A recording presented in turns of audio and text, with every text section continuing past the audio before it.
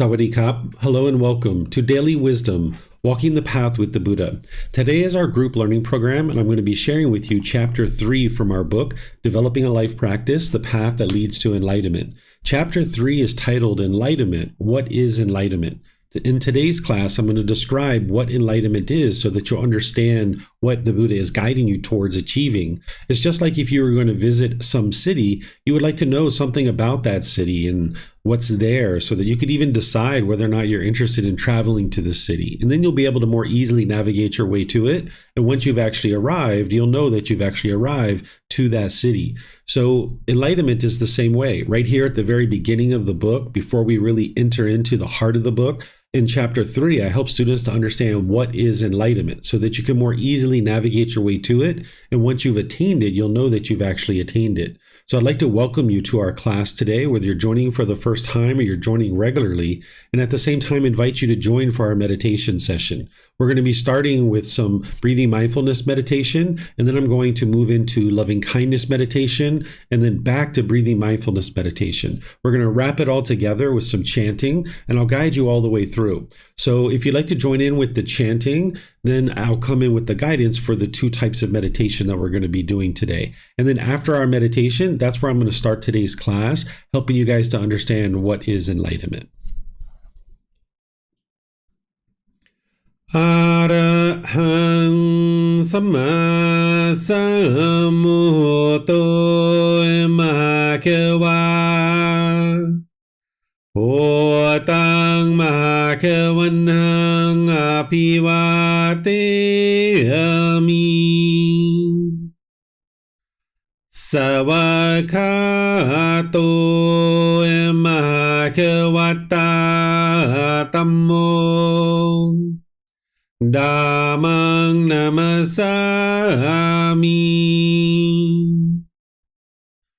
Supatipanno Bhagavato Sāvaka Saṅkho Saṅghang Namami Namo Rasa Bhagavato Arahato Samma Sambuddhassa Namo Rasa Bhagavato Arahato Samma Sambuddhassa Namo Rasa Bhagavato Arahato Samma Sambuddhassa Iti piso Bhagava Arahang Samma Sambuddho Vicacaranang Sammuno Sakato Rokavitu Anutero Purisa Dhamma Sati Satatawa Manusanang Bhutto Bhagavati.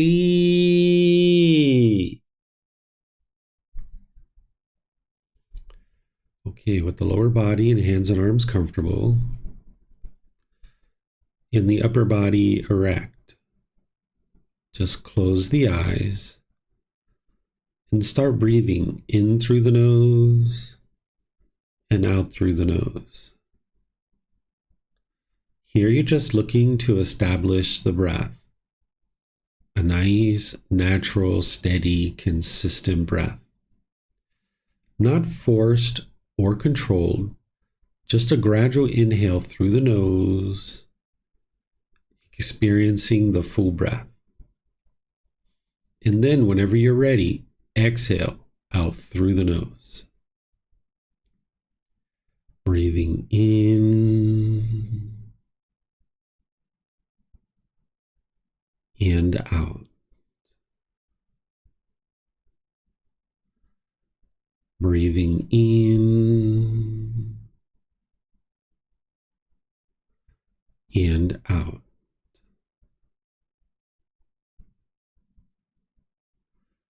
Your breath may not match up with the guidance that I'm providing, and that's okay. This is your practice. I'm just here for guidance. You can use this voice as a reminder that whenever you get to the next inhale, breathing gradually through the nose, developing a nice, natural, steady, consistent breath. And then whenever you're ready, exhale out through the nose, experiencing the full breath. Breathing in and out. Breathing in and out.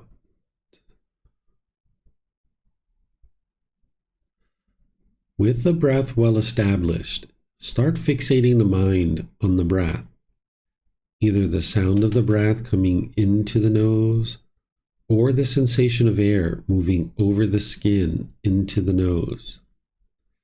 The breath is the present moment. Fixate the mind on the breath, the present moment. Breathing in and out. Breathing in and out.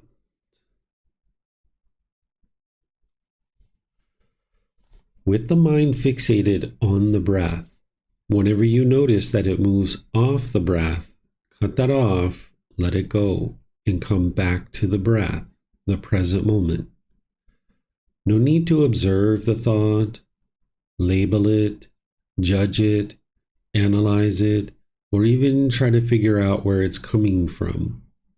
Whenever you notice that the mind is moved off the breath, cut that off, let it go, and come back to the breath, the present moment. Breathing in and out. Breathing in and out.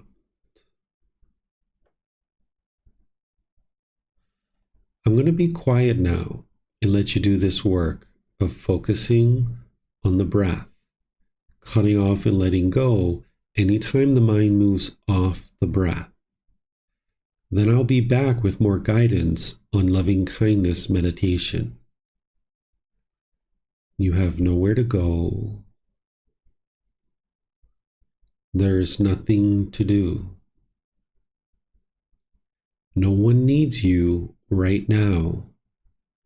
This is your time to focus on the breath.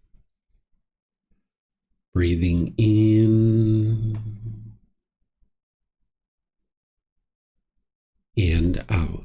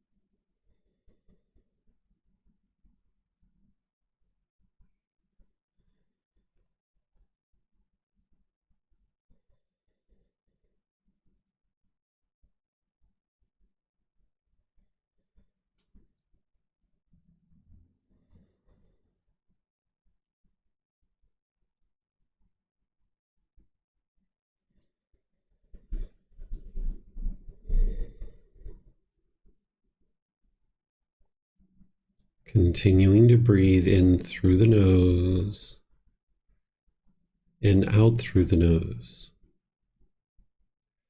Repeat these phrases in the mind on the out breath.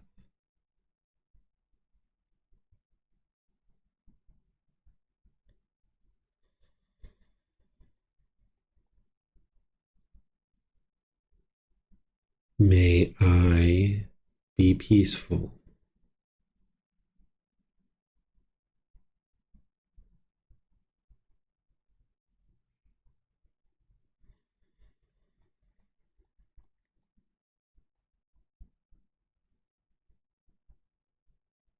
May I be safe.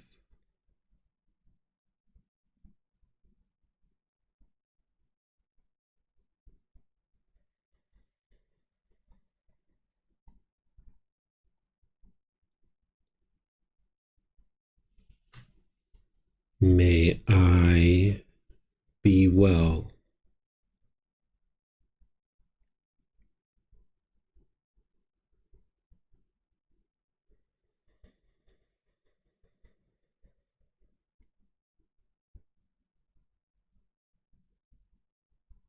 May I be free of all discontentedness and the suffering that it causes.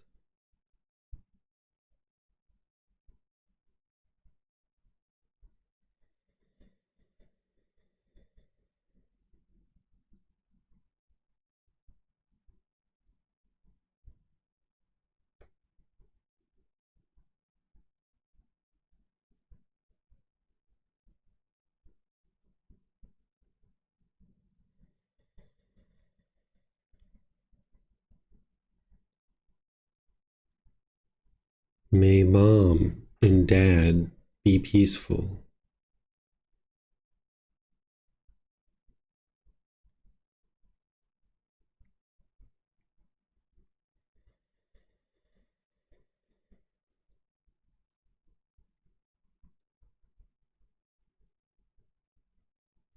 May they be safe.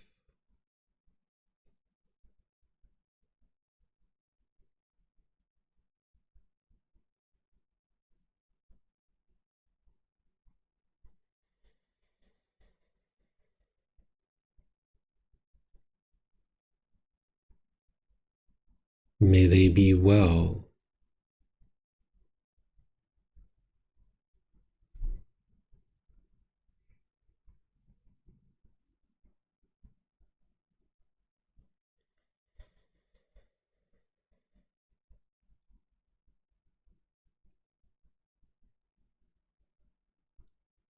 May they be free of all discontentedness and the suffering that it causes.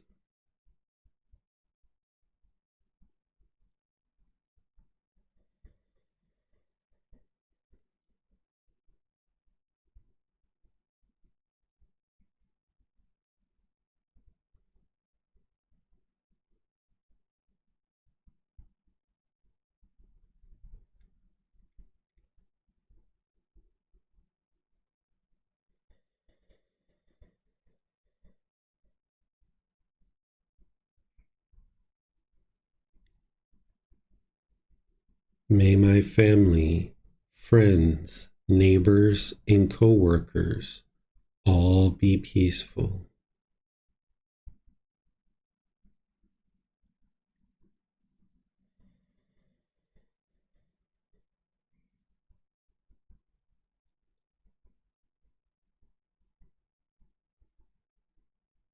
May they be safe.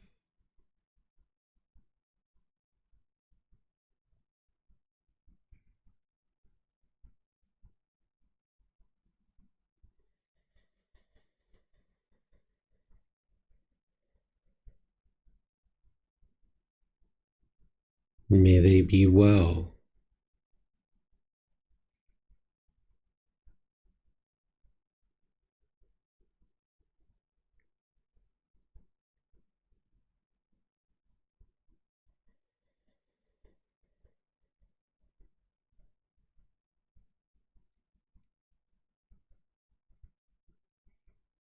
May they be free of all discontentedness in the suffering that it causes.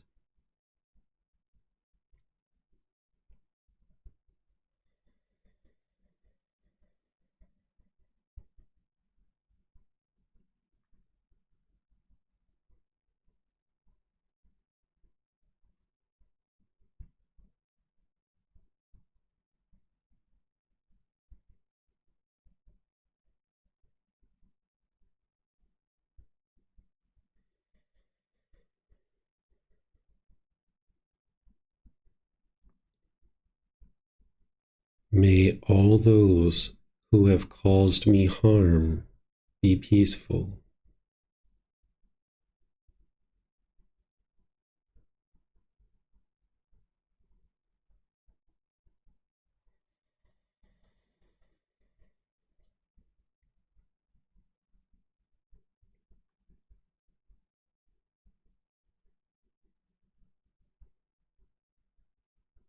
May they be safe.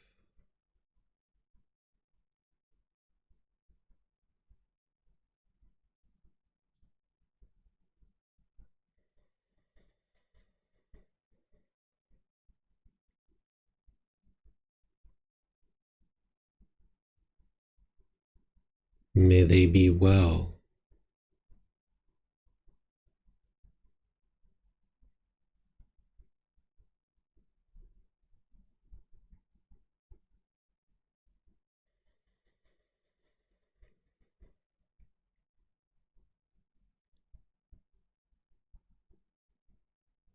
May they be free of all discontentedness in the suffering that it causes.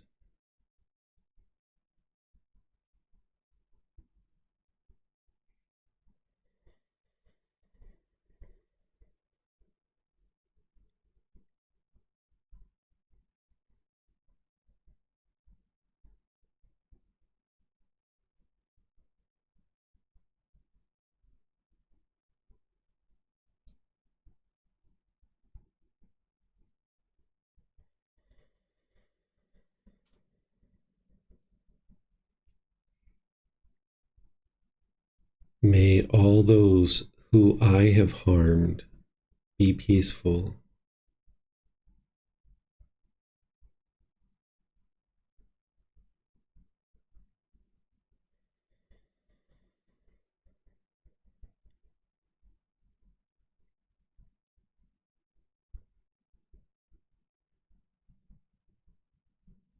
May they be safe.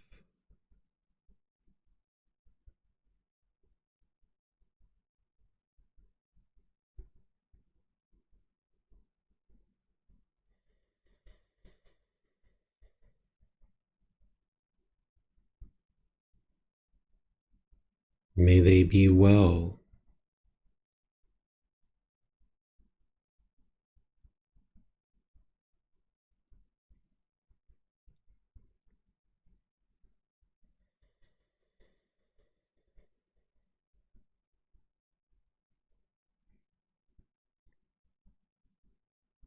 May they be free of all discontentedness in the suffering that it causes.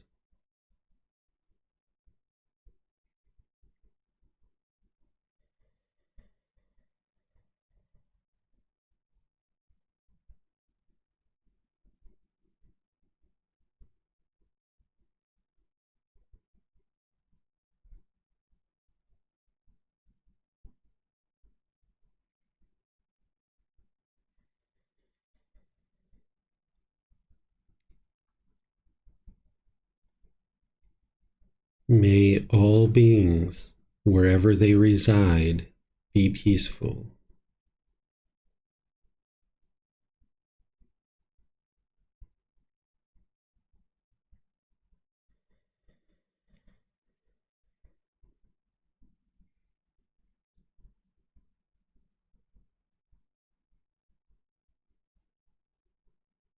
May they be safe.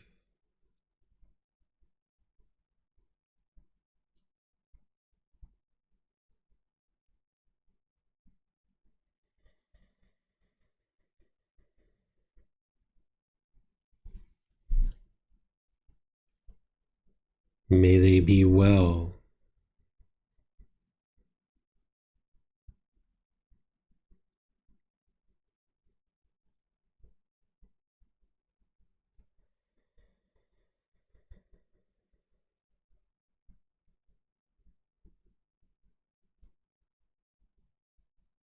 May they be free of all discontentedness in the suffering that it causes.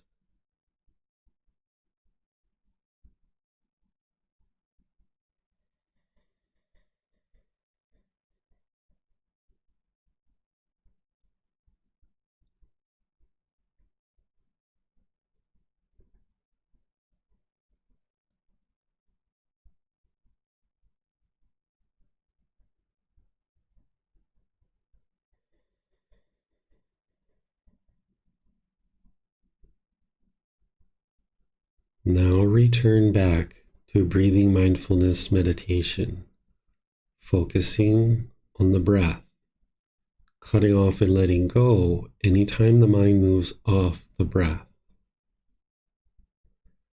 Breathing in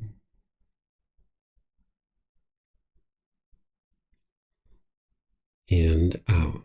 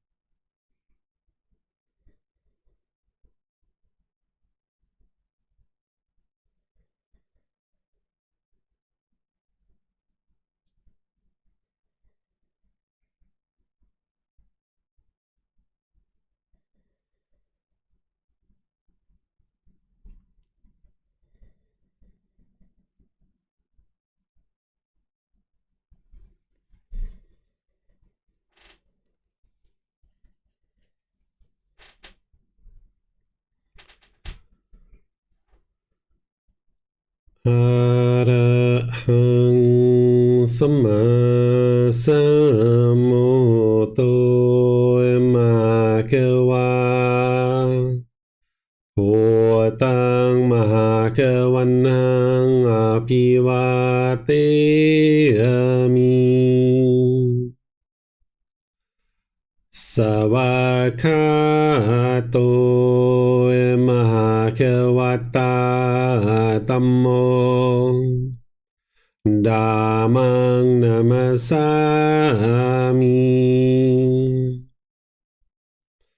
Supati ปฏิปันโนภะคะวะโตสาวกสังโฆ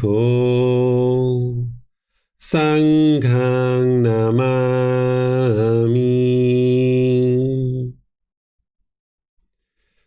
นะโมตัสสะภะคะวะโตอะระหะโตสัมมาสัมพุทธัสสะนะโมตัสสะภะคะวะโตอะระหะโตสัมมาสัมพุทธัสสะนะโมตัสสะภะคะวะโตอะระหะโตสัมมาสัมพุทธัสสะอิติปิโสมะคะวะอะระหังสัมมาสัมพุทโธวิชาจารณังสัมมุโนสกขาโตโรกาวิตุอนุเตโรปุริสาดามาสติสัตตาตาวามนุสนังโหโตภะคะวะติ Okay, if you'd like to slowly make your way out of meditation. Once again, welcome to all of you guys. Nice to see everyone in class today, whether you're joining in Facebook, YouTube, or Zoom. Welcome to all of you guys, even to everyone who's joining through the replay. If you're watching this or listening to this after the class, welcome to everyone. As I was mentioning, today I'm going to be sharing with you Chapter 3 of our book, Developing a Life Practice, The Path That Leads to Enlightenment. This particular chapter is helping you to understand what enlightenment is, and it's the actual start of the real heart of the book.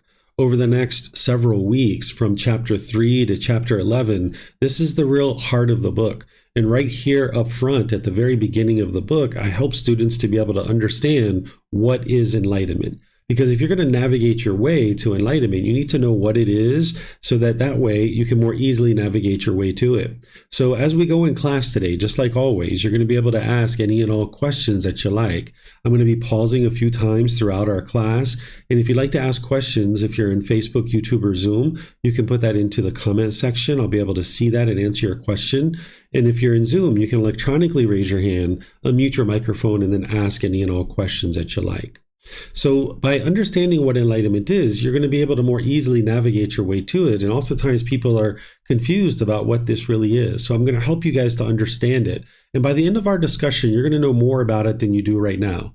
But it's important to understand that it's a challenge for the unenlightened mind to understand what enlightenment is. It's kind of like if I were to sit here and explain to you what chocolate ice cream tastes like, and you've never tasted chocolate ice cream.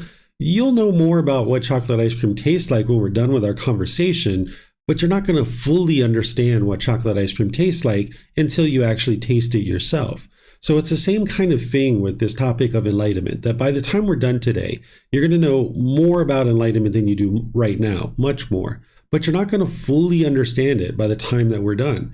As you make your way closer and closer to enlightenment and you start seeing the qualities of enlightenment starting to shine through, that's where you'll really start to understand what enlightenment is. Enlightenment is the ultimate goal of the teachings of the Buddha. And as we go here, you can ask any and all questions that you like to be able to understand it. So what enlightenment is it's a mental state that you attain during this life or at death, where the mind's completely peaceful, calm, serene, and content with joy.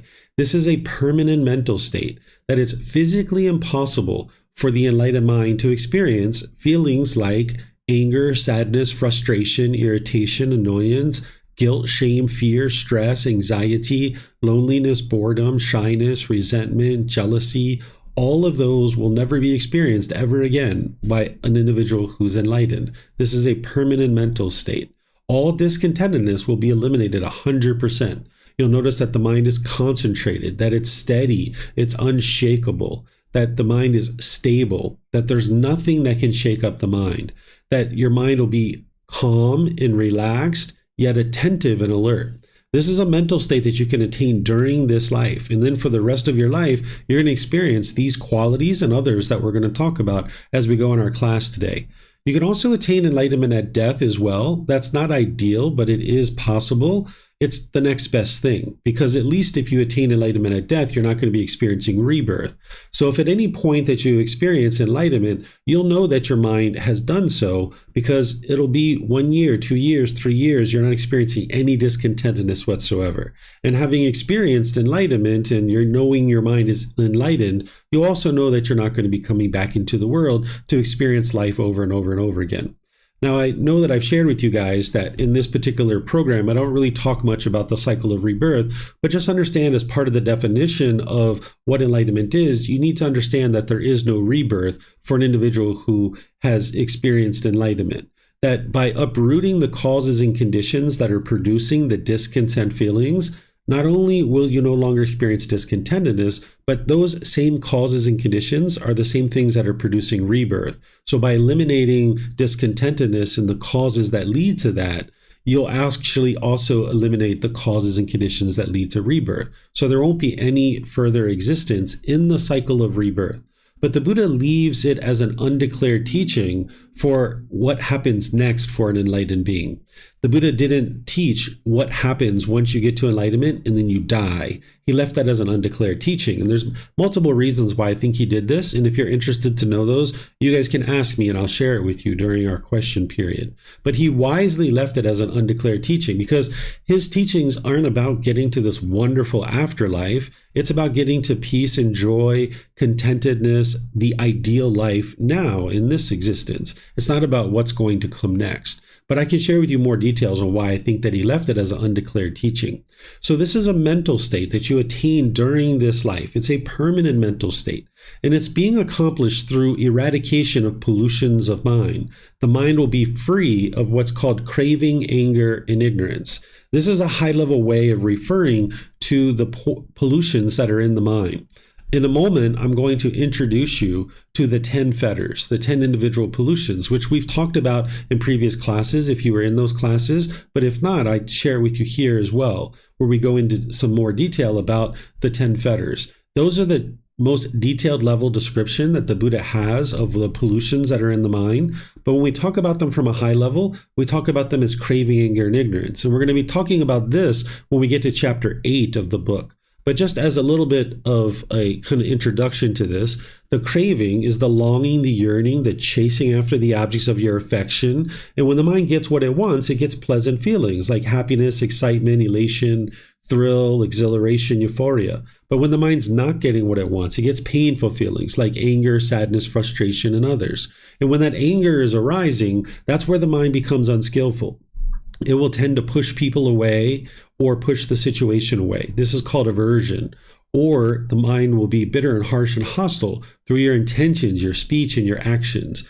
It's almost like an animal growling and roaring at another animal. Or you might start putting your expectations on someone and trying to control them and force them to do things your way. And where all of this is coming from is the unknowing of true reality, the lack of wisdom. That the mind just doesn't understand what it doesn't understand. In the unenlightened state, the mind firmly believes that its anger is coming from something external. It thinks that mom and dad or brothers and sisters or your boss or your coworkers or people like this or some situation external is causing these feelings. But it's actually the mind itself that's causing this. And it's these pollutions of craving, anger, and ignorance. So by the time you get to enlightenment, you will have purified the mind of all these pollutions. So while enlightenment itself is a mental state that you attain during this life or at death, the path to enlightenment is a purification of the mind, where you're training the mind to eliminate the causes and conditions that are keeping it in the unenlightened state. The causes and conditions that are keeping it in the unenlightened state are these pollutions, craving, anger, and ignorance. And in more detail, it's the 10 fetters. Now, some people, when they describe enlightenment, they talk about it as happiness or ultimate bliss. I don't describe it that way, although there's plenty of happiness in the enlightened mental state. It's just that I don't describe it this way because oftentimes when people are talking about this ultimate bliss that the mind is experiencing, what they are most likely referring to is what's called the jhanas. The jhanas are 4 preliminary phases that the mind goes through where you're experiencing enhanced qualities of mind before you get to the first stage of enlightenment. There's 4 stages of enlightenment, which I'm going to teach you today. And as your mind is moving towards the first stage of enlightenment, you will experience these jhanas. These are enhanced qualities of mind. And when you get into the first jhana, there's oftentimes this ultimate bliss or excitement, elation that the mind experiences when it gets into that first jhana. Some people might call it happiness. And oftentimes when people are experiencing this, they think they're actually enlightened, because the difference between being off the path to enlightenment to experiencing the jhanas is like night and day. And sometimes it's so enhanced in terms of the qualities that you're experiencing, it's beyond what anybody could ever have imagined, that they think that they're actually enlightened. But there's much more room to grow beyond that. So if somebody's in the jhanas thinking that they're enlightened, they're going to be describing what they're experiencing as enlightenment. This is where you'll hear some people that will tell you that enlightened beings still get angry or frustrated or sad or something like this. And I can assure you that that's not the case, but there's people out there that will explain enlightened beings that they still experience that. That's because those individuals think they're enlightened. They're still experiencing sadness, anger, and frustration and these other discontent feelings, and they're describing what they're experiencing as enlightenment. And there's also this conditioned happiness that you experience when you're in the jhanas. So sometimes people explain it as happiness, and I don't explain enlightenment as happiness, although there's plenty of happiness. What you experience in the unenlightened state, and even in the jhanas, you experience conditional happiness, that based on some condition, your mind's going to be happy. Like if it's sunny outside, you might be happy. Or if your bank account balance is up here, you might be happy. Or if you get a new car, you might be happy because of the new car. Or if you get a raise at work, you're going to be happy because of that. That's the condition that the mind is basing its happiness on. So the mind is happy. Oh, I'm so happy. Yay. The mind is like, bouncing off the walls almost. That's like conditioned happiness. But if the mind's not there, it might go down to the sadness, right?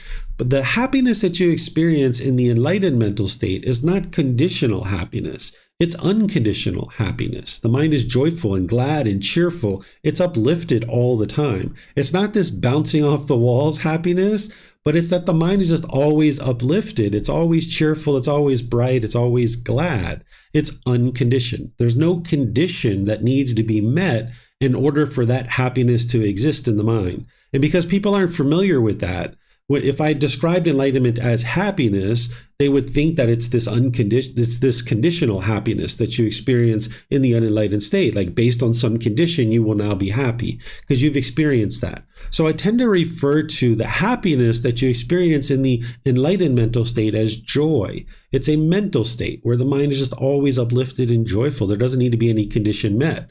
Where in the unenlightened state, it's like if the weather is this, if my bank account is this, if my mom and dad do this, if my life partner does this, if my children do this, if I have this size of a house, if I have this type of car, if I have this, then I will be happy, right? So the amount of happiness shrinks because there's all these conditions that have to be met. And this is conditional happiness. But the enlightened mind is beyond all of this. The enlightened mind's happy no matter what's happening in day-to-day life. So that's why I don't describe enlightenment as happiness, although there's plenty of happiness in the enlightened mental state. It's unconditioned happiness or unconditioned joy, where the mind is glad and cheerful and bright and uplifted. So this is what enlightenment is.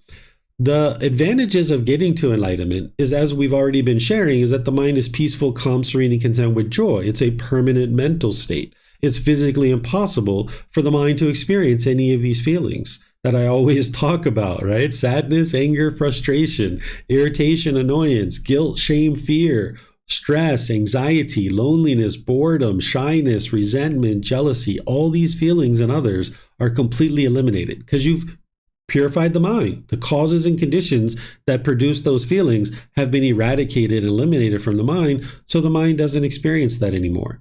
If the cause and condition was something external that was causing your mind to be angry and frustrated, you'd never actually be able to eliminate it, because you can't control the outside world. You can't control mom and dad or brothers and sisters to do things your way. But because these feelings are being caused internally within your own mind, you can actually eliminate them. And it's through purifying the mind that the mind accomplishes that, through eradicating the 10 fetters. As you purify your mind, you're going to notice that there's a high degree of focus, concentration, memory, and clarity of mind, because the mind's performing optimally. As you're getting closer and closer to enlightenment, that pollution being out of the mind, you're no longer carrying around that burden of those pollutions. So now there's this focus, concentration, memory, and clarity of mind. You're going to notice that you have deep wisdom about the world and the way the world functions around you. You're going to have wisdom about things in the world that other people don't have. Things that are just so easy and simple for you are so complicated and difficult for other people. You'll notice that you'll be able to be polite, kind, friendly, and respectful towards all beings, where right now you might find that to be a challenge. There might be certain relationships that you really struggle in, where maybe you are bitter and harsh and hostile. Maybe you're impolite, unkind, unfriendly, and disrespectful. But this is coming from one's own mind. And when you see that clearly, you can learn then how to improve that. As long as you believe that your bitterness and harshness and hostility is justified and coming from other people, then you'll continue to do it. But when you accept responsibility for your own intentions, your speech and your actions, the way your mind thinks, the way you interact with people, when you take responsibility for that, then you can actually work to improve it through cultivation of wisdom and through training your mind. So by the time you get to enlightenment, it doesn't matter what's going on, you can always be polite, kind, friendly, and respectful with everybody around you. You'll notice that because of that, you're not causing harm to other people. You're not causing harm in the world, so therefore harm isn't coming back to you. And because of your ability to be so polite, kind, friendly, and respectful, you'll find it very easy to make friends, and you'll be able to conduct your personal and professional relationships with ease. Your relationships will really be blossoming because you're not being bitter and harsh and hostile any longer. In fact, you won't even be able to be in a bad mood by the time you get to enlightenment. It's physically impossible for an enlightened being to be in a bad mood.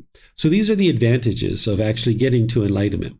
And the way that an individual would make their way to enlightenment is start to focus on the core central teachings of the Buddha. And over the next several weeks in this program, I'm going to be teaching all of these things, and then even more as part of this program. The 3 universal truths, the 4 noble truths, the Eightfold Path, the 5 precepts. You're going to be learning all of these in the next few weeks. Then there's something called the Brahma Viharas that we're going to study when we get to chapter 14. These are 4 healthy mental states that are going to transform your mind away from unwholesome mental states. These are things like loving kindness, compassion, sympathetic joy, and equanimity. So I'm going to be teaching you guys what those are and what is it antidoting, what is it fixing as part of the mind. You're about to be introduced to the 10 fetters here in a moment, and you might have already learned that with me in a prior class. These are the 10 pollutions that you need to understand and how to eliminate them. But early on, you don't really focus on these too much because all of these things over here, the 3 universal truths, the 4 noble truths, the Eightfold Path, and the 5 precepts, is helping you to eliminate these 10 fetters. That's why you focus on these first and get that built up and really strong. And then as you start experiencing the jhanas, then you pivot and you start focusing on the 10 fetters. I teach a retreat here in Chiang Mai every August, where I spend an hour to an hour and a half on each individual fetter. I explain what it is, what the symptoms are, how to eliminate it, and how to know that you've actually eliminated it. And I, of course, live stream that and I record it as well. So if somebody wasn't able to make it to Chiang Mai, they can learn it that way. And then there's the 7 factors of enlightenment. This is actually a tool to fine-tune the mind to be able to move it towards the middle. Sometimes people think that this is to determine whether you are enlightened or you aren't enlightened, but this isn't actually true. This is a tool to kind of bring the mind to the middle and fine-tune it. Then, of course, there's extensive meditation training. And that's why I'm doing these 4-part series at the very beginning of our group learning program to help you build up your meditation practice. You're going to need to do a lot of meditation over the course of multiple years in order to move the mind to enlightenment. And the way that you're approaching these teachings is through learning them, examining them, investigating them, through reflecting on them to independently verify whether they're true or false, and then you're practicing them, integrating them into your day-to-day life, and that's what's transforming your mind and getting rid of these pollutions. So I'm going to pause here and see if you guys have any questions on what I've been talking about so far. And then we're going to talk about the 10 fetters and the 4 stages of enlightenment. And we're going to talk about some other things as well. So if you have questions, you can put that into Facebook, YouTube, or Zoom, or you can raise your hand in Zoom and ask any questions that you like.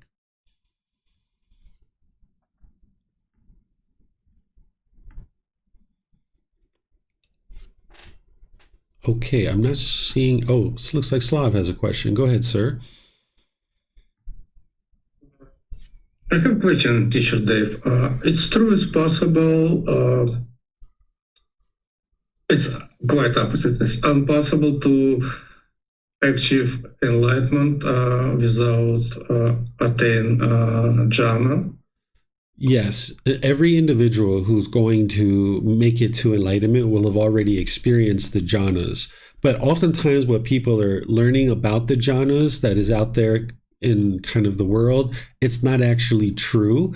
What I teach you about the jhanas is what the Buddha teaches you. These are phases that the mind goes through where you're experiencing enhanced qualities, and you'll be experiencing these jhanas throughout your entire journey to enlightenment and when the mind is actually enlightened.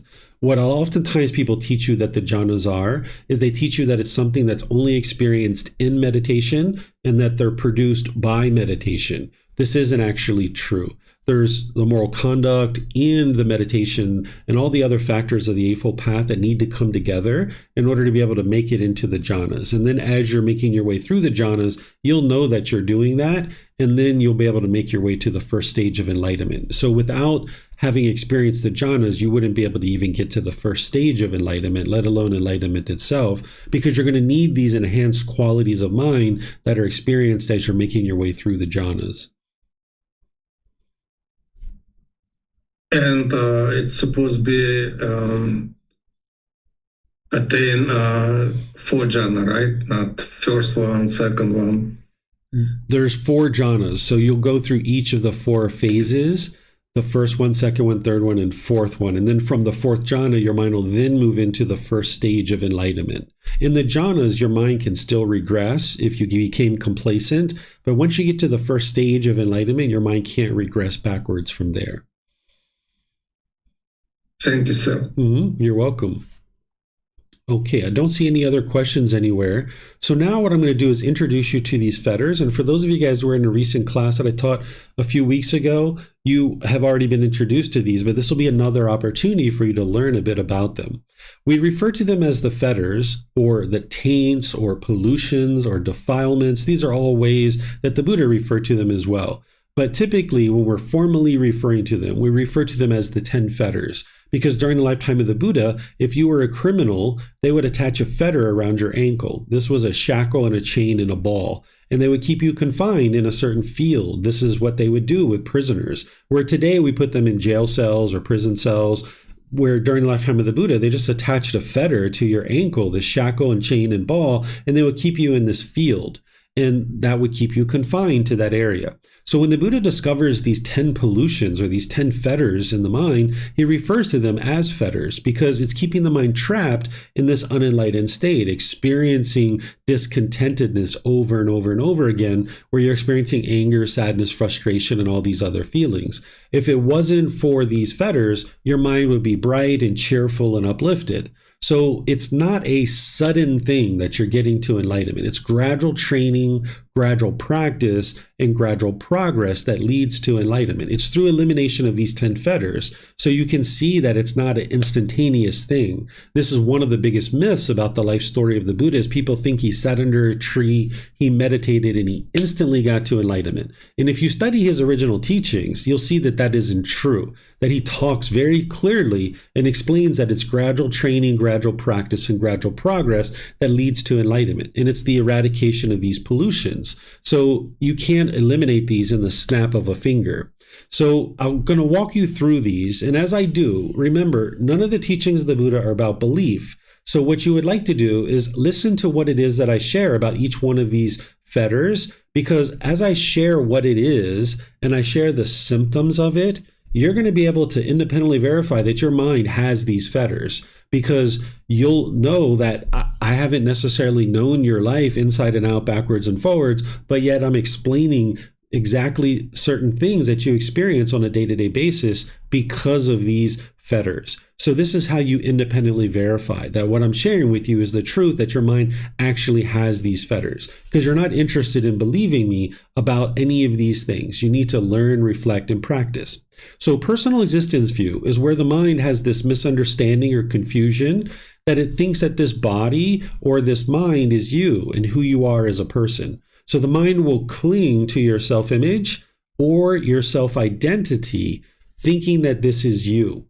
And now when you're in certain situations, you will experience either conditioned pleasant feelings, painful feelings, or neither painful nor pleasant feelings based on this. So for example, if you were ever in a social situation and you spilt something on your clothing and you were embarrassed, this is your personal existence view. The mind wants to be perceived by others in a certain way. And as long as you're being perceived that way, you're happy. But when you spill something on this clothing and now your mind is clinging to this self-image, thinking that this is who you are and you want to be perceived a certain way by other people, you're not being perceived that way because you now have food on your clothing, you'll be embarrassed.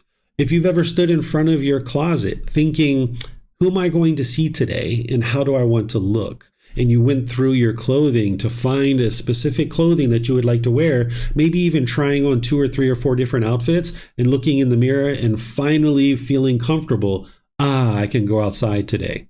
Or if you've ever looked in the mirror and you saw a pimple or a mole or a wrinkle or a gray hair, or you started losing your hair and you were shaken up by that, that is your personal existence view, that you wanted to be perceived by others in a certain way. And when you weren't being perceived that way, your mind was shaken up by that.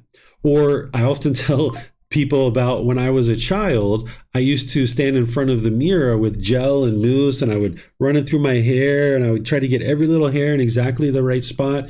And I didn't feel comfortable going out to school until every little hair was in the right spot. And sometimes I would even miss the school bus on the way to do this. So this is the self-image part of personal existence view, clinging to this body, wanting to be perceived by others in a certain way. And you can only feel comfortable if you're being perceived that way, because the mind doesn't understand impermanence in the unenlightened state, that this body can't look a certain way permanently. It's just not possible. But that's what the mind's trying to do with personal existence view. It's clinging to this body, wanting to appear a certain way permanently. Or a certain self-identity. This is where you might have certain things in terms of your culture, your ethnicity, your sexual orientation, your nationality, your job or occupation, where you're clinging to a certain identity of who you think you are as a person. Maybe I am American, or I am Romanian, or I am Spanish, or I am Lithuanian, or I am a Brit, or I am an Aussie, or I am Brazilian. Any of this I am around your culture, ethnicity, sexual orientation, your nationality, your job or occupation. If you cling to any of these things, then you can only feel comfortable when those things are intact. So for example, if you were ever in a relationship with a boyfriend or girlfriend or husband or wife, and you identified with, I am a boyfriend, I am a girlfriend, or I am a husband, I am a wife.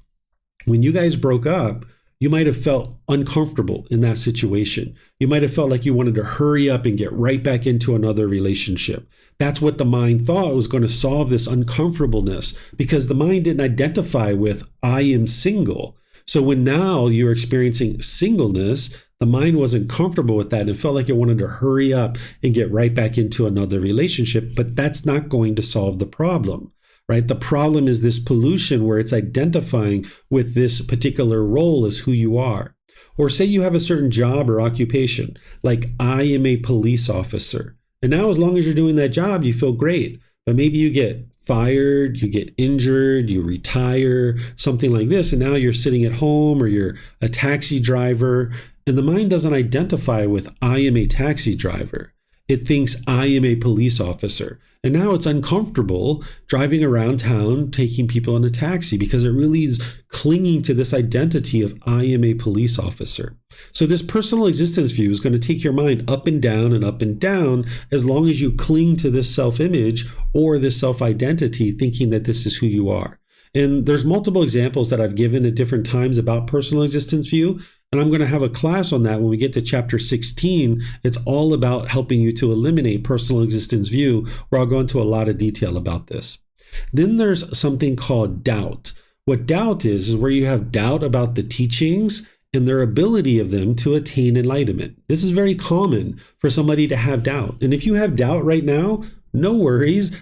Everybody pretty much has doubt when they first come to the path to enlightenment because they don't even know the teachings of the Buddha. How can you have confidence in something if you don't even know what they are? So if you have doubt about the teachings of the Buddha and the ability of them to attain enlightenment, that's normal, but it will hinder you, and it is a pollution. It'll block you from getting to enlightenment. So what people can oftentimes doubt is they will doubt whether the Buddha even lived or not. They will doubt his teachings and whether or not they can actually lead to enlightenment. They might doubt the community that they're part of, the people and the students that are part of the community. They will maybe doubt these people. You might doubt your teacher and that person's ability to help you get to enlightenment. Or you might doubt your own ability to get to enlightenment. You might think, that enlightenment stuff's for other people. Well, if you have doubt, that's normal. But the way that you eliminate this is not through blind belief or faith or anything like that. The way you eliminate your doubt is through investigation of the teachings. When you investigate and you examine the teachings of the Buddha and you learn them intellectually, then you reflect on them to independently verify whether they're true or they're false. Then you start practicing them, integrating them into your day-to-day life. This is where the real transformation is happening to your mind in your life. Over time, if you put together enough practice, you'll be able to see significant improvement in your day-to-day functioning of your mind and your life. And that's where you'll eventually get to the point where you have no doubt that these teachings are leading to enlightenment. You won't be enlightened yet by the time you eliminate your doubt, but you'll know with 100% certainty that these teachings are working and leading towards your enlightenment. So you'll ultimately get to the point where you have confidence in the Buddha, the teachings, the community, your teacher, and your own ability to get to enlightenment because you're making your way to enlightenment. You see that you're actually doing the work and it's actually working. So if you have doubt right now, you can actually turn this into a healthy doubt. The way that you do this is you harness this doubt and you turn it into an inquisitive mind where, let's just say you have doubt. You might say, I doubt the teachings of the Buddha. I don't know whether they lead to enlightenment or not. This isn't true for me. I don't have any doubt. I know with 100% certainty that they work. But let's just say somebody has doubt. They could say, I have doubt about the teachings of the Buddha. You know what? I don't know if they lead to enlightenment or not. So I'm going to sink my teeth in. I'm going to investigate and examine them. And I'm going to reflect on them to independently verify if they're true or false. And then I'm going to practice them and see the truth for myself of whether or not they actually work. And if you harness this doubt and turn it into an inquisitive mind, ultimately, if you do enough work, you'll eliminate your doubt because you'll see the improvement to the condition of your mind in your life. Then there's something called wrong behavior and observances. There's two sides to this fetter. What wrong behavior is that in the unenlightened state, there's a certain amount of moral conduct that an individual is engaged in that is unwise. And as long as you keep putting out that moral conduct, then there's going to be certain harms that come back to you. Let's just say you're bitter and harsh and hostile and aggressive in your relationships with other people. Well, when you're putting that out, that's just going to come back to you. So as long as you have wrong behavior, you're not going to be able to clean up your mind and clean up your life because the mind's still polluted with this unwise moral conduct. And now whenever you're putting that out, it's going to produce unwholesome results for you. And now it's just going to come back to you. And oftentimes people feel like they're justified in their aggression and their hostility and their bitterness because they don't understand that what's truly causing that is your own mind. They think it's other people that are causing them to be angry and frustrated. So they'll think that their conduct and being bitter, harsh, and hostile is justified. But when you break through to the Four Noble Truths and you understand that it's your own mind that's causing these feelings, then you understand that this moral conduct needs to be improved, because as long as you're unwise in the way that you interact with people with your moral conduct, that's just going to all come back to you. It's kind of like if you had a oil pipe and it busted and it was spewing oil all over the world, you would like to shut that down as soon as possible. You're not going to go clean up the mess on the floor. You're going to shut down the oil pipe so that it doesn't keep spewing oil all over the world. Well, if you keep spewing your unwise moral conduct all over the world, it's just going to keep coming back to you. You're going to have a real mess in your relationships. So if you bring your moral conduct up to the level that you see in the Eightfold Path in terms of right speech, right action, and right livelihood, that is eliminating wrong behavior. And now your conduct has been purified to a certain degree. Then there's wrong observances. What this is where the mind believes that rites, rituals, ceremonies, and worship or prayer is going to lead to some kind of beneficial result. So the mind will perhaps do rites, rituals, ceremonies, or worship. And in this situation, the mind doesn't understand what the underlying problem is. The underlying problem that the Buddha discovered is this lack of wisdom in the mind, the unknowing of true reality, the ignorance, the confusion, the misunderstanding. So the mind thinks if someone gets sprinkled some water on you or tie some strings on your wrist, or maybe you take a wafer on your tongue, or you drink a little bit of wine at some ceremony, that somehow this is going to improve your life. But these rites, rituals, ceremonies, and worship don't lead to the cultivation of wisdom. So it's never going to transform your mind as long as you think or you believe that rites, rituals, ceremonies, worship, superstitious and auspicious things are going to lead to some beneficial result. So whether you do these things or not, whether you do anything at all, it's your decisions in life. But by the time somebody's eliminated this fetter, this wrong observances, they will know in their mind that rites, rituals, ceremonies, and worship doesn't lead to beneficial results. And oftentimes people have already eliminated this before they even come study with me, because they've done these things other places and they see that they still get angry, they still get frustrated, and they're looking for answers. And they know that I don't do rites, rituals, ceremonies, and worship. So oftentimes people have already eliminated this. But like I mentioned, if you do these things or not, it's a choice for you to make. You might go out for a family event. Maybe you're going to the church or the synagogue or the temple or the mosque or something like this, and your family has come together and now you guys are going out for some big event. And maybe you decide to go with them, and now you're there and everybody's involved in these rituals and ceremonies or what have you. And maybe your mind knows that these things aren't going to lead to enlightenment and wisdom in the mind, but maybe you're just kind of there as a result of spending time with your family. So this is something that someone might choose to do. So wrong behavior and observances are connected together because the wrong behavior is coming from a lack of wisdom. And if someone continues to think that they can just do rites, rituals, ceremonies, and worship in order to improve their conduct and improve what they experience on a day-to-day basis, they're never going to get to improvement in their day-to-day life as long as they're out there being bitter and harsh and hostile to people. It doesn't matter how many rituals and ceremonies you do, you go out into the parking lot and now you're bitter and harsh and hostile with people. You're not going to have a peaceful and joyful mind and a peaceful and joyful life. Then there's sensual desire. What sensual desire is where the mind is longing and yearning through the eyes, the ears, the nose, the tongue, the body, and then the mind itself, wanting permanently agreeable contact through these sense bases. So I'll give you some examples. If the mind experiences contact through the sense bases and it's agreeable to you, you'll experience pleasant feelings like happiness, excitement, elation, thrill, exhilaration, euphoria. But if you experience contact through your sense bases and it's disagreeable to you, you'll experience painful feelings like anger, sadness, frustration, irritation, annoyance, guilt, shame, fear, stress, anxiety, or some other very painful feeling. So let's just say you're at a stoplight and a car pulls up next to you with some music that you find agreeable. You might get really happy and excited. You might get pleasant feelings based on hearing this sound through your ear that you find to be agreeable. And now maybe you're even dancing in your seat, having a good old time. But then you go up to the next traffic light and you hear a different type of music. Somebody pulls up to you with music that you find to be disagreeable, and now you're frustrated or agitated or annoyed. It's not the music that's causing that, and it's not the person who's playing the music. It's the mind's central desire.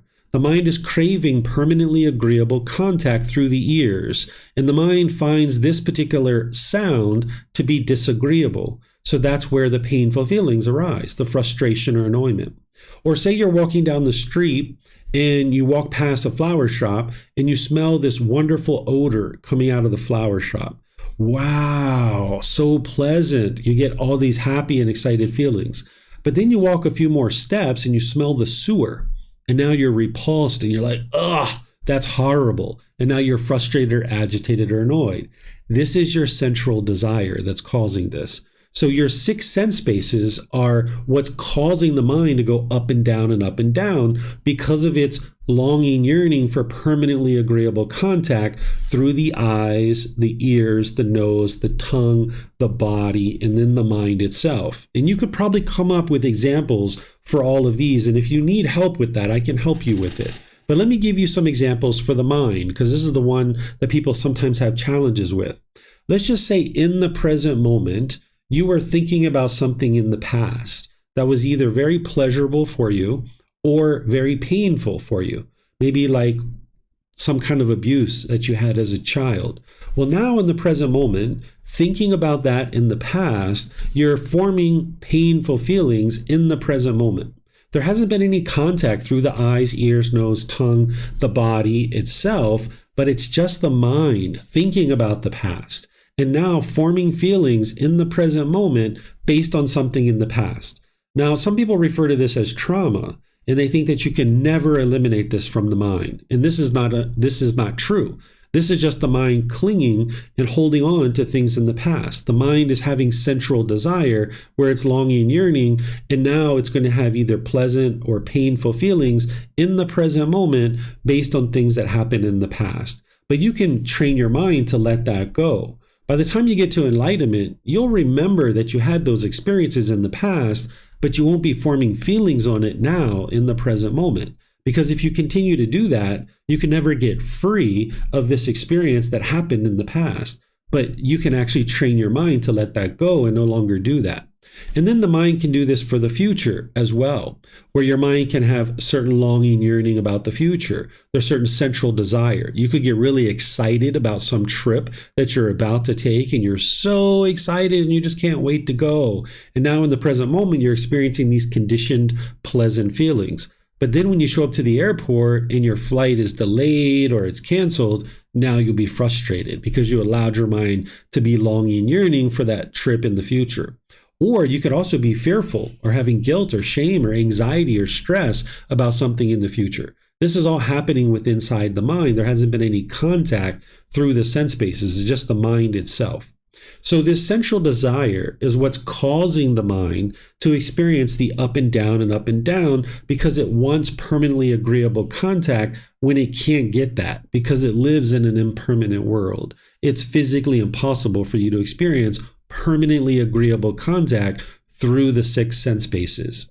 And as I mentioned, if the central desire is getting fulfilled, you get pleasant feelings. But then if it's not getting fulfilled, you get painful feelings or neither painful nor pleasant.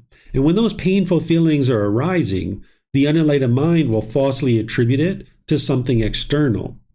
This is where your ill will can come up, where you can be hostile and bitter and harsh and aggressive, frustrated, agitated, annoyed. You can have resentment towards other beings. And this is where your conduct becomes unskillful, where you push people away or you push the situation away, thinking that that's going to solve the problem. But you can see that that didn't solve the problem because when you push people away out of your life, you still get angry, you still get frustrated, you still get annoyed.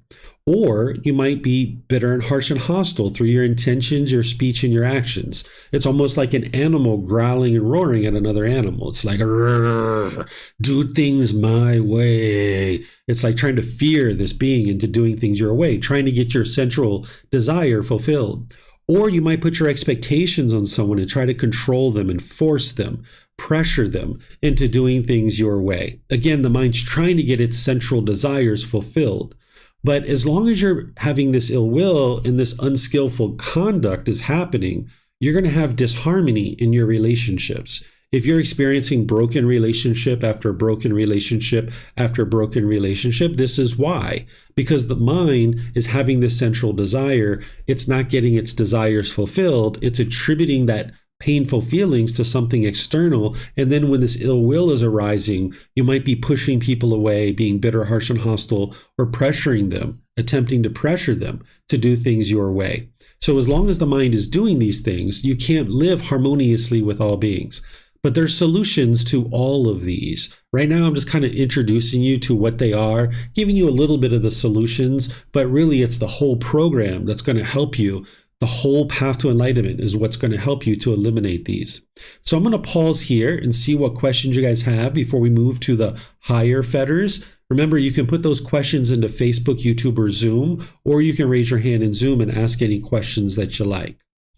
So I see some questions here in Zoom. It looks like Julie's asking, Teacher David, it is hard not to have personal existence view by living in this realistic, I think you mean materialistic world.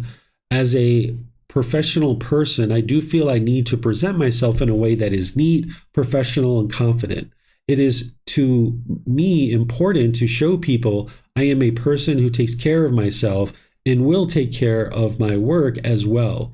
And dressing for work sometimes is to make myself feel happy, not to please others. Is that okay? Well, I'm not here to tell you what's okay or not okay. I'm here to help you to be able to see what is causing your discontentedness and then helping you get to a place where you don't experience that anymore.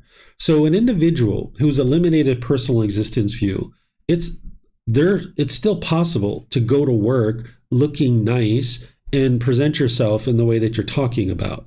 But right now, what you're experiencing is your mind's clinging to this, and it's a source of your conditioned feelings. So as long as you're having those conditioned feelings, then you're not going to experience a permanent peace and permanent joy.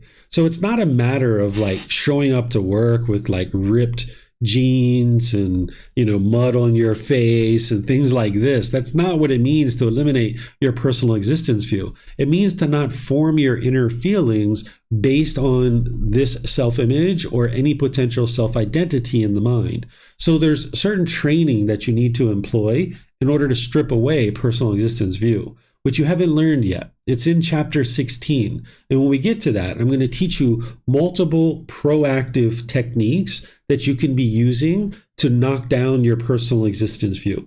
But those things aren't going to be effective if you don't first have the Eightfold Path well underway. So that's why here at the beginning of the program, I really focus on getting the foundational teachings well understood and help you to get them in practice. So you have a number of months before we get to chapter 16. That's 13 weeks away.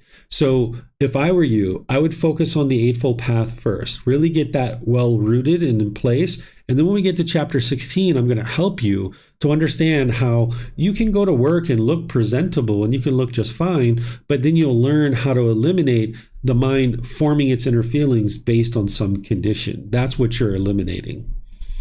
Looks like Rodam has a question. Sorry if I mispronounced your name. No, it's great. Rotem, yes, thank you. Okay. Thank you for the interesting lesson. I'm happy to join again after a long break. I have several questions. The first one is regarding the personal existence view.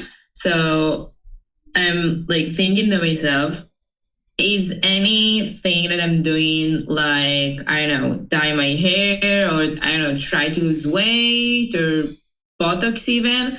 So is any of these things that are meant to improve how I look necessarily will be against this thing, this rule? It's not a rule, and it's not about anything that is against it. What it is helping you to see how your mind's clinging to these things and then forming your inner feelings based on them. So if there's a wrinkle, I feel sad or I feel like less of a person. But if I put some Botox in there, now there's no wrinkle and I feel happy again. But this body is not permanent. you are going to have wrinkles, right? You're not going to be able to go through your entire life with no wrinkles, for example, right? So if the mind continues to form its inner feelings based on the appearance of this body, when the mind is experiencing impermanence related to this body, it will then experience discontentedness. So the things that you're talking about are rooted in personal existence view, and the mind needs to be able to understand how to be comfortable without these things. But when you choose to approach that is a decision for you to make. And you're going to need to have some more training to be able to get to the point where you're comfortable to understand, like, yeah, this body's going to have wrinkles. Yeah, it's going to have extra weight sometimes. It's going to have gray hair. This is all normal. And I don't have to form my feelings based on this. So there's certain things that you guys are going to hear in chapter 16. So, for example, let's just take one thing, like since you mentioned dyeing your hair. If somebody was dyeing their hair and they didn't feel comfortable with gray hair, what I would suggest that they do is after they get the Eightfold Path and everything well underway, is I would suggest they let their hair go gray. And now, as it's showing gray for multiple weeks and months, they're going to feel uncomfortable at first, but then over time, the mind's going to become more and more peaceful and more comfortable going out into the world with this gray hair. And now let's just say it's been 6 months or a year, however long it's been, and you're completely content going out into the world with gray hair. And there's no issue with that whatsoever. And now let's just say it's been a while and you decide, you know what, I'd like to just dye my hair because I just like it better. And I prefer that it's dyed. But you know that your mind's completely content and peaceful with this gray hair because you've had it for 6 months or a year or what have you. And now you might just decide to start dyeing your hair because you just prefer to have colored hair. But you can be perfectly content with colored hair or gray hair. And now you know that that aspect of personal existence view has been eradicated from the mind, that you're completely comfortable with the impermanent nature of this hair. So there's these types of things and others that you would need to do in order to shed this away. So it's not about like a rule or a commandment or going against something. It's about training the mind to be comfortable with the impermanent nature of this physical body or any kind of identity that the mind's clinging to. Yeah, it sounds like a hard thing to do. I hope I'll get there one day. Yeah, so I have a question. And I wanted to hear your opinion about. Sure. You talked about the doubt, and I feel like I still, I don't know if it's not like a question. I feel like still I have a doubt. Like, should I give up the happy feelings I have? You mentioned being excited because I'm going to trips. So I think that I just feel this doubt in me about giving up those feelings, like the good feelings. And I know that if I have those good feelings and it's conditioned by something, so I might feel bad after if I'm not going to get the thing I'm excited about or so. But I don't know, I just feel like still I have a doubt, like, should I live without any feeling, if it makes sense? Sure. So, and I'm also trying to speak well, and my English is not that great, so I'm not sure that I clarify my point. Yeah, you were very clear. First, let me talk about something that you talked about at the beginning, and this is connected to Julie's question too, where people will oftentimes hear what I'm teaching about enlightenment, and they're like, oh, this sounds so hard. It sounds so difficult. Well, that's just because the mind doesn't have the wisdom of how to do it. The mind's so used to having personal existence view, or the mind's so used to having certain things that it can't imagine life without this, right? It can't imagine going outside with gray hair, for example, or it can't imagine, having a wrinkle or a pimple and being completely comfortable with that because the mind doesn't know anything different than that.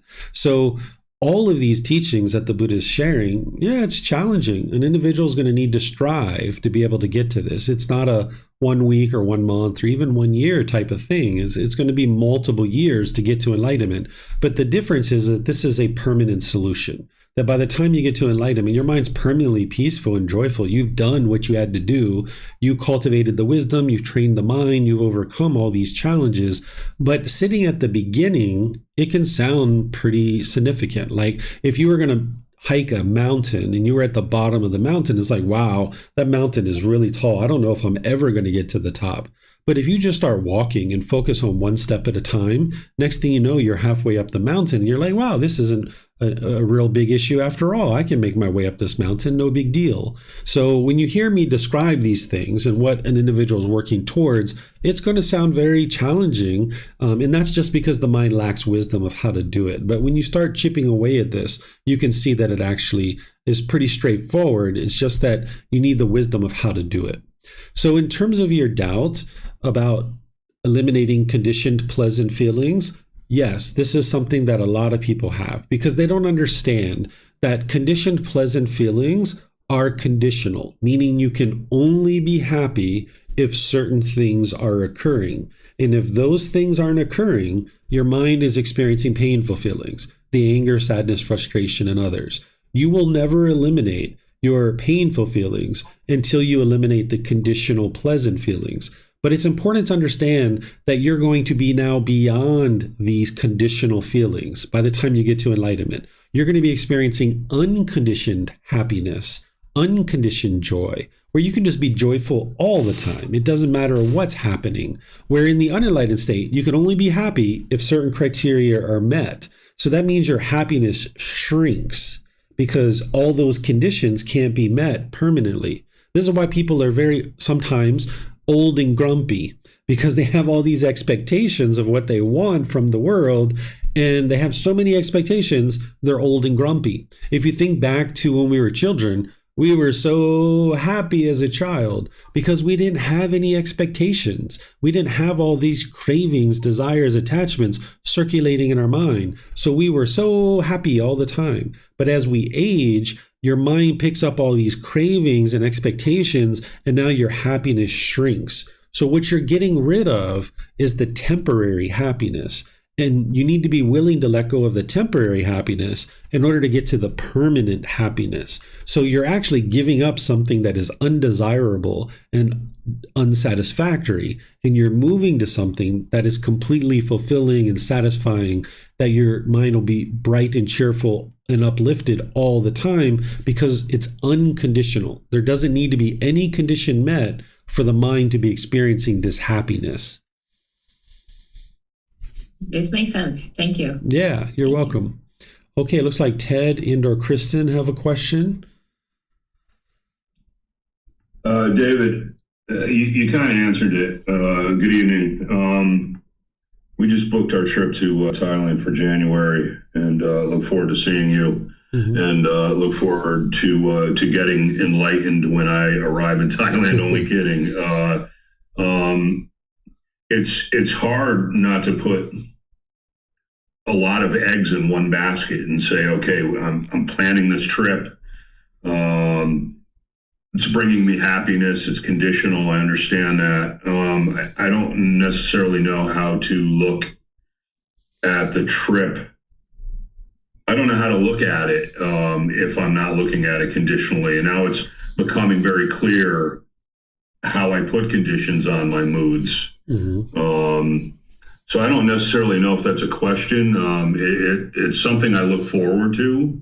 Mm-hmm. I'm not spiking with happiness or bouncing off the walls, but it would definitely be a bummer if it didn't happen. Yeah. So there's a condition, Mm-hmm.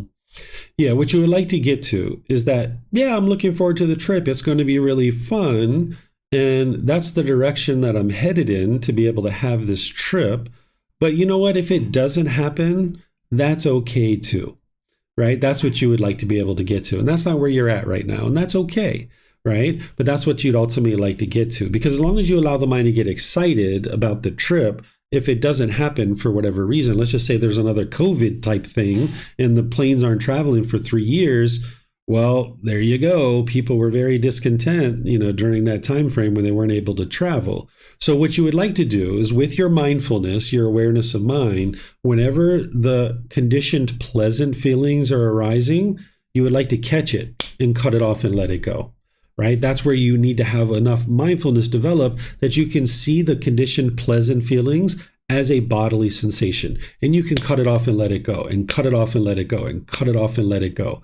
And it's going to take multiple times to be able to do that. And then eventually you'll be able to be happy no matter what, because Rotem mentioned this too about going on a trip and being excited.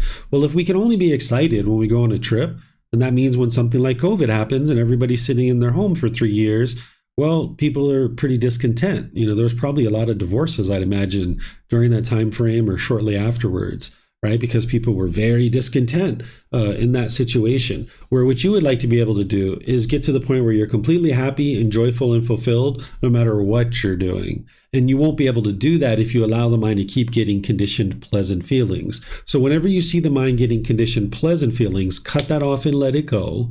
And then over time, your mind will not form the conditioned pleasant feelings. So therefore, when that particular thing isn't happening, for example, you're not going on the trip for some reason, you can be completely peaceful and joyful there too. But that's what you're working towards. And you're not going to be able to just do it at the snap of a finger. It's going to take gradual training, gradual practice, and gradual progress to get there. Thank you. You're welcome. Okay, let me see if we have any questions anywhere else. And I don't see any questions anywhere else. Okay, so let's go to the higher fetters. I'm going to talk about 6 and 7 together because these are very similar. There's desire for form and desire for formless. This is where the mind has a craving to exist in the world and be part of one of these realms. Whether it's the animal realm and human realm, that's the desire for form. And we call it that because there's physical form. The animals and human beings have physical form, where an individual might crave to exist in this world, right? Where like maybe you might think, oh, it'd be so cool to be a bird. I'd like to just kind of fly around the world and look at the world from the height of a bird. Wow, that would be so amazing. Or maybe you're craving to be in this life, right? Craving permanent life.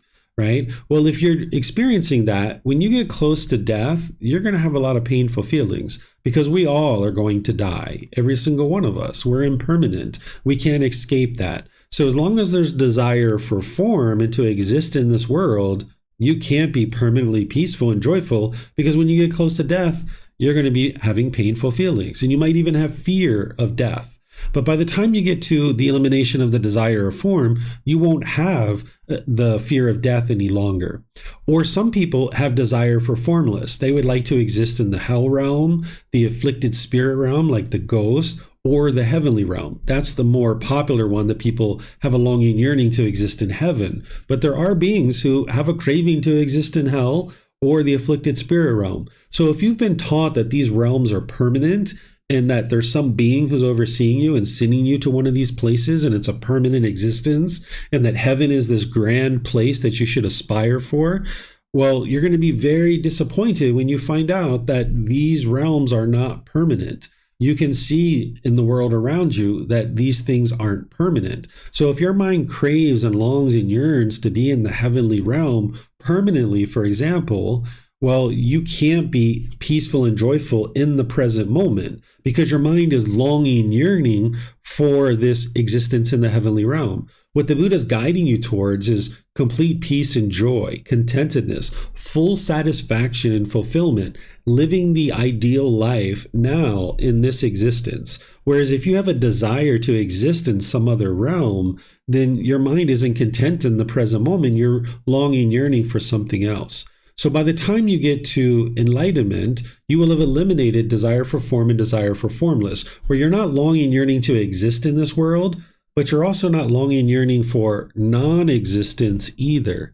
Non-existence would be like being interested to kill yourself, right? You're not going to be on either side of this. Your mind's going to be in the middle where you're completely content and peaceful in the present moment, where sometimes people live a certain life and they need to take a vacation from that life, right? They're working, they have a certain place where they live, and they go on vacation, and they feel really great when they're on vacation. But then when it's time to go back to their life, it's like, oh my goodness, I don't want to go back, right? Well, that life is a life that you've created, where you work, your friends, where you live, all these different things are the decisions that you've made, right? But if we don't have a life that we thoroughly enjoy, then it'll feel like a real drag to live that life. So the Buddha is helping you to get to the point where you don't have desire for existence, but you don't have desire for non-existence either, but you've created this ideal life for yourself where you're fully fulfilled and satisfied in the present moment. But as long as you have desire to continue to exist,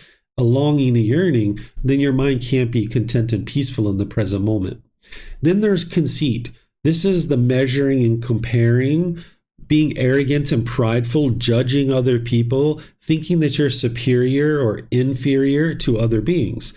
This is oftentimes associated with the ego. This is part of the ego, but it's not the entire ego.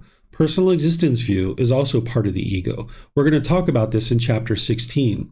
With conceit, the mind's going to potentially go to like a social situation, and you're going to be measuring and comparing where you fit in amongst all these people. And now the people that you think are below you, you're going to talk down to them. And then the people you think that are above you, you're going to talk up to them, and your mind's going to be shaken up when you're around them.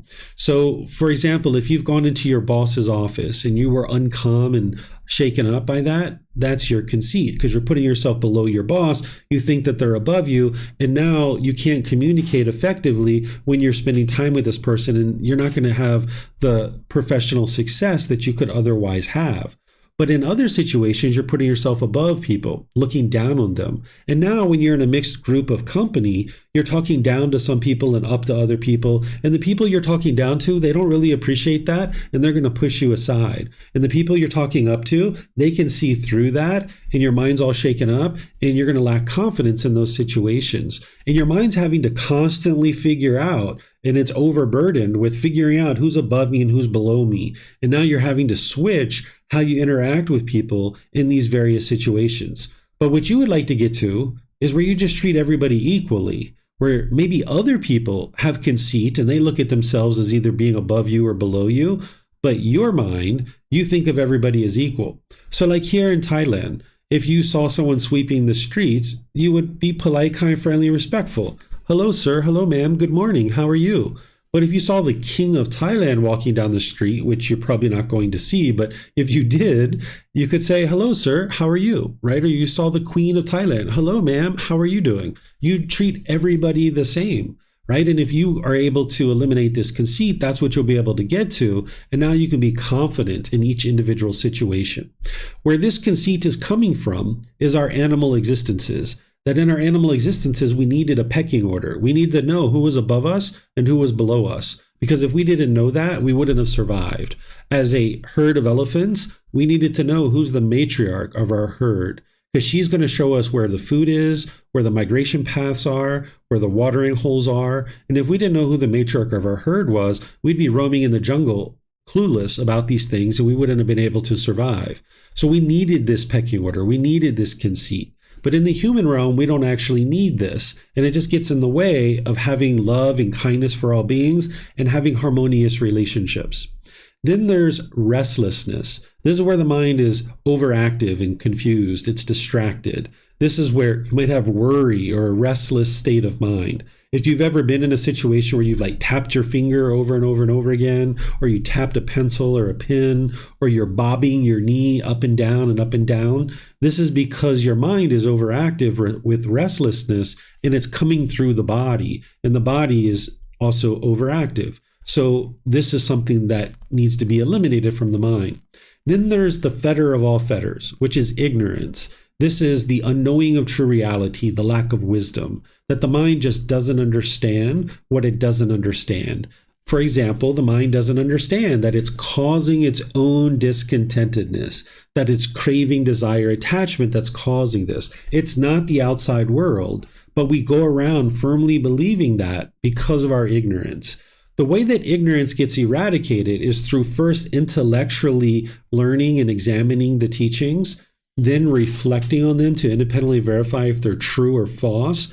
Then you practice the teachings, integrating them into your day-to-day life, and that's where the real transformation is happening. So if you understood something intellectually, your ignorance isn't eliminated yet.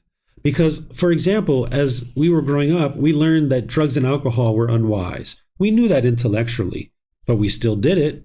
That's because of our ignorance, right? So when we have ignorance, we're not going to be making wise decisions. We might intellectually know something, but we're not making decisions based in that wisdom. So to eradicate ignorance, there's an intellectual aspect to it, but then there's the actual practice. And you're going to need to cultivate wisdom about all these different teachings. And these are all teachings that I share: the universal truths, the Four Noble Truths, the Eightfold Path, the 5 precepts, the natural law of Gotama, the cycle of rebirth. All of these things are things that you will learn over time. And then you'll need to practice making decisions based on the wisdom that you've cultivated to be able to see the truth. So while we refer to it as attaining enlightenment, it's not an instantaneous thing. It's gradual training, gradual practice, and gradual progress. And while we call it attaining enlightenment, one of the ways you might think about it is that the mind is already enlightened, but you've got these pollutions that are in the way, and you've got to get that pollution out of the way. It's kind of like the sun is there, but the clouds are blocking it. And when the clouds peel away, the sun can shine through, and the rays of the sun shine through more and more as you get the clouds out of the way. So it's the same thing, that as you're gradually eliminating these pollutions and they're starting to be removed from the mind, the qualities of enlightenment start to shine through more and more and more. And that's where you start to be able to experience these glimpses of what enlightenment is like, where you can experience a minute or two, or an hour or two, or multiple days or weeks, or even months at a certain point, where your mind's quite peaceful and joyful. But because there's still pollution, the mind will experience some discontentedness. So you can think of it as attaining enlightenment, or you can think about it as the mind's already enlightened, and you just got to get this pollution out of the mind.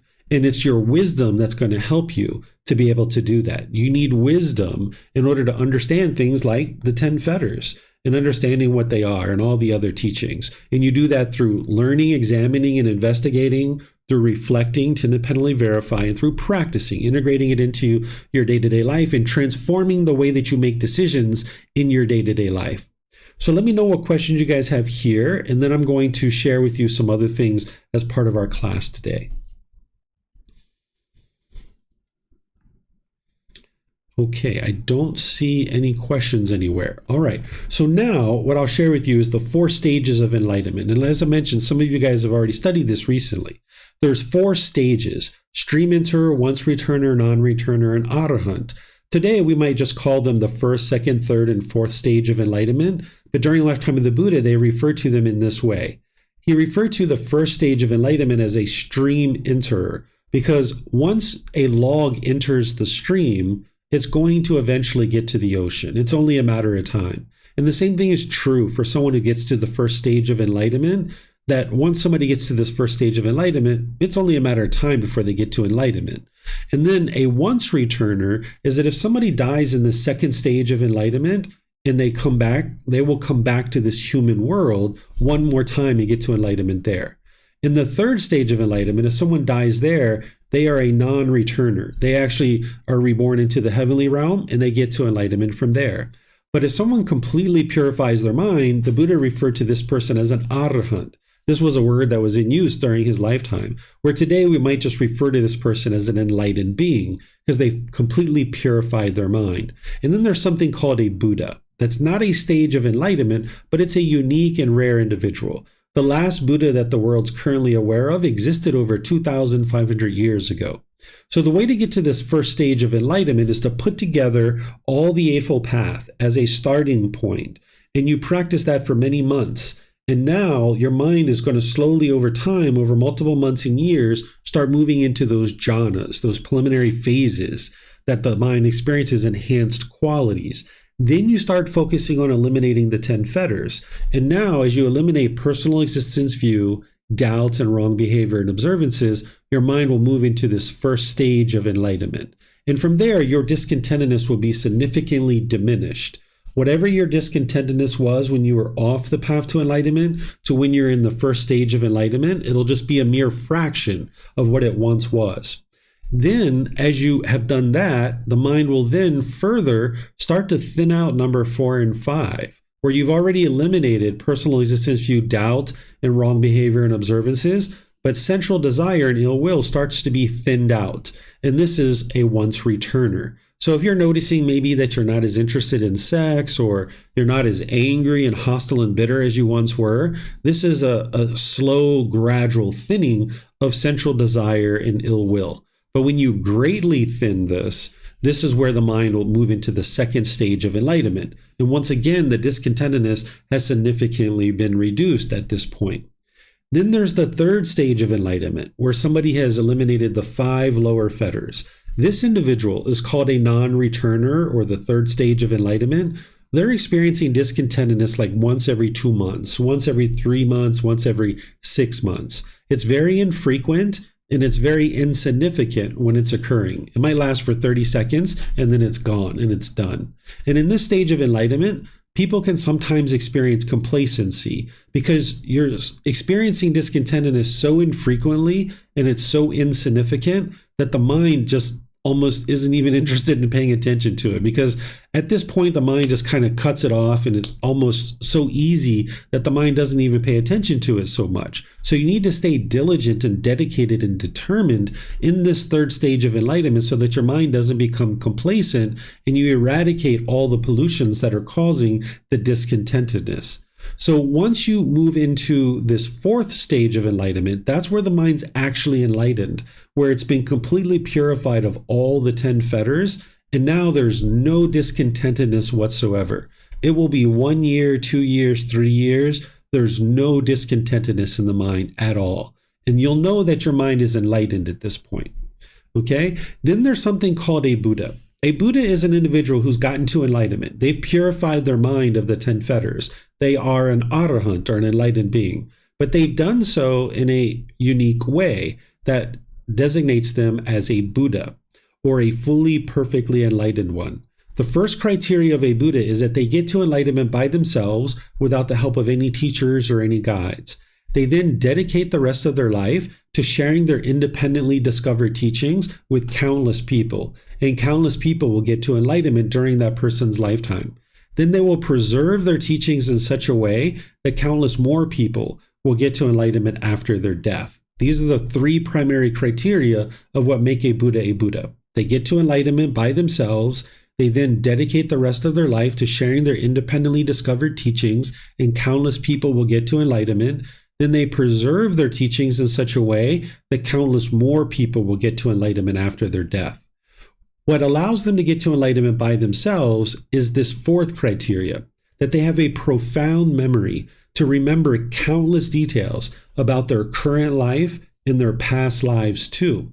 They bring together all that wisdom to apply it to be able to get to enlightenment in this life without the help of any teachers or any guides. So the average person, they have a limited capacity in their mind. It's like a hard drive, 500 gigabytes, a terabyte, where in the last 5 or 10 years or so, you can remember pretty much what you've been up to. But if you think back to your childhood, you just have spotty memories because you've had to delete those files in order to store new files because you have a limited capacity. But an individual who's a Buddha, or is going to become a Buddha, even in the unenlightened state, they have a profound memory that they can remember countless details about their current life and their past lives too. And now they put together all that wisdom to be able to help them to get to enlightenment in their last life. Then they can also quickly determine the condition of someone's mind by just spending time with that person. They can observe the 10 fetters in somebody else's mind and then offer that person teachings to be able to help them to be able to overcome that. They would only do that with a student. They wouldn't just give unsolicited guidance to somebody without this individual having asked for this guidance or becoming a student. So they wouldn't just go around and just start telling everybody about their pollutions in their mind. They're going to actually ensure that they're giving guidance to people who are requesting it. And then an individual who's a Buddha will be a living, breathing, walking example of their teachings. Whatever they're teaching, they're also practicing that too. So they're teaching just as much through their spoken words as they are through their actions. A Buddha understands that their students are observing their bodily actions and how they interact in the world through their speech and their actions and the way they conduct themselves, and that their students are learning from that. So they're going to be practicing the exact same things that they're teaching. They're a living, breathing, walking example of their teachings. And this is called a fully, perfectly enlightened Buddha, because by the time this individual gets to enlightenment, what they know about the path to enlightenment is the path to enlightenment. They don't have any extra baggage. A student who has learned from a teacher who's not a Buddha, for example, and the teacher is not a Buddha, this individual might have gotten to enlightenment, but they still have like maybe 10%, 20% of extra baggage around, of things that didn't actually lead to their enlightenment, but they're still actually doing those things. So this individual is not fully perfectly enlightened, but by the time an individual gets to enlightenment as a Buddha, they don't have any teachers. If they try a certain meditation and it works to improve the condition of their mind, they know that that's part of the path to enlightenment. If they try a certain meditation and it's not improving the condition of their mind, they will discard it because they know that it's not part of the path to enlightenment. So this is why we refer to them as a fully, perfectly enlightened one, because what they know about the path to enlightenment is exactly the path. And then they spend the rest of their life illuminating that path and making it available for everybody to be able to know exactly what it takes to be able to get to enlightenment. So this person is called a fully, perfectly enlightened one. And this is a very rare type of individual in the world. The last one that the world is currently aware of existed over 2,500 years ago. Now, there's people today that will tell you that everybody is a Buddha, or they will say you have Buddhahood or you have Buddha nature. But this isn't what the Buddha taught. This is people's conceit and their lack of wisdom, not knowing what an actual Buddha is. So now you know what a Buddha is. Just like I teach what something is, I also teach what something is not. And this will help you to understand what something is. So now I'm going to share with you a couple of things to know that the mind is not enlightened. And then that'll help you to understand what enlightenment is. So if you experience conditioned feelings, remember conditioned feelings based on some condition, you're going to experience happiness or excitement or sadness or anger or shyness or pleasant, painful, or neither painful nor pleasant feelings, you know the mind is not enlightened. Now remember, an enlightened being is beyond the conditionality of the happiness. They're just always happy. They're always cheerful. They're always glad. They're enjoying everything. But in the unenlightened state, you can only be happy when certain things are happening. So in an unenlightened state, this individual is going to experience conditioned feelings. Based on some condition, they're going to experience some feeling. An unenlightened being might have a craving, desire, attachment to tell everybody that they're actually enlightened. You might see this if you're out in the world, if you go to retreats. I've heard stories about this from people. Someone might just roll up to you and kind of whisper in your ear, kind of look around, say, hey, don't tell anybody. Like, this is a secret between you and I. I'm enlightened. Right? And they might kind of share with you like this. This is their boastfulness. This is their arrogance. This is their pride. They have a desire, a craving. What they want, they maybe want admiration or respect from you, right? So this individual isn't enlightened yet. They might think they're enlightened, but they're not. Because an enlightened being's mind is so peaceful and joyful, they don't need to go around and tell people that their mind is enlightened. They don't need to brag or boast to other people and tell other people these things. Just go be peaceful. Just go be joyful, right? You don't need to go around telling everybody. So if you have a desire to tell people that you are enlightened, then you know that your mind is not enlightened. If you notice that there's complacency, where there's a lack of motivation, initiative, enthusiasm, or a willingness to do something, then you know your mind is not enlightened. Because that's what the unenlightened mind will do. With craving, desire, attachment, it will chase. I want more money. I want a bigger house. I want a nicer car. I want a better job. I want this. I want that. I want that. It'll chase. And when it's not doing that, it'll swing all the way to the other side and it'll be exhausted. It'll be tired. You'll be dull and lethargic, right? The enlightened mind is in the middle. It's bright. It's uplifted. It's cheerful. That you don't experience exhaustion and tiredness in the enlightened mental state.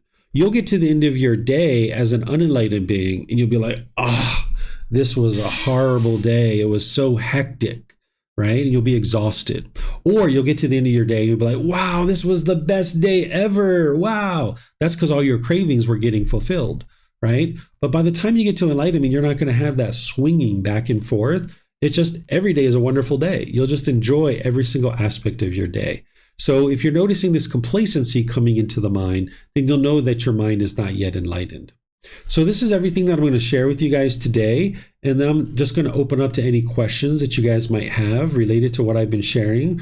So feel free to put those into Facebook, YouTube, or Zoom, or raise your hand in Zoom and ask any and all questions that you like. So it looks like Paul has his hand up. So go ahead, Paul. Hi, David. My question's regarding the Buddha. And you were saying that Buddha is somebody who attains enlightenment without the help of a teacher or guides.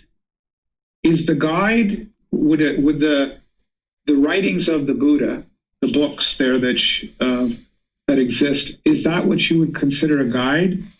No, that is just resources and materials. An individual who's not a Buddha wouldn't be able to read books and just get to enlightenment. And a Buddha wouldn't actually need to have those kinds of things. So an individual who's a Buddha today, they would maybe look at what is being taught and what is in the books, but the books have been in such disarray in the past that individual who is even a Buddha or who is going to become a Buddha wouldn't actually be able to get to enlightenment just purely through the books alone, because it's been 2,500 years that these teachings have been in place, and they've really deteriorated over time.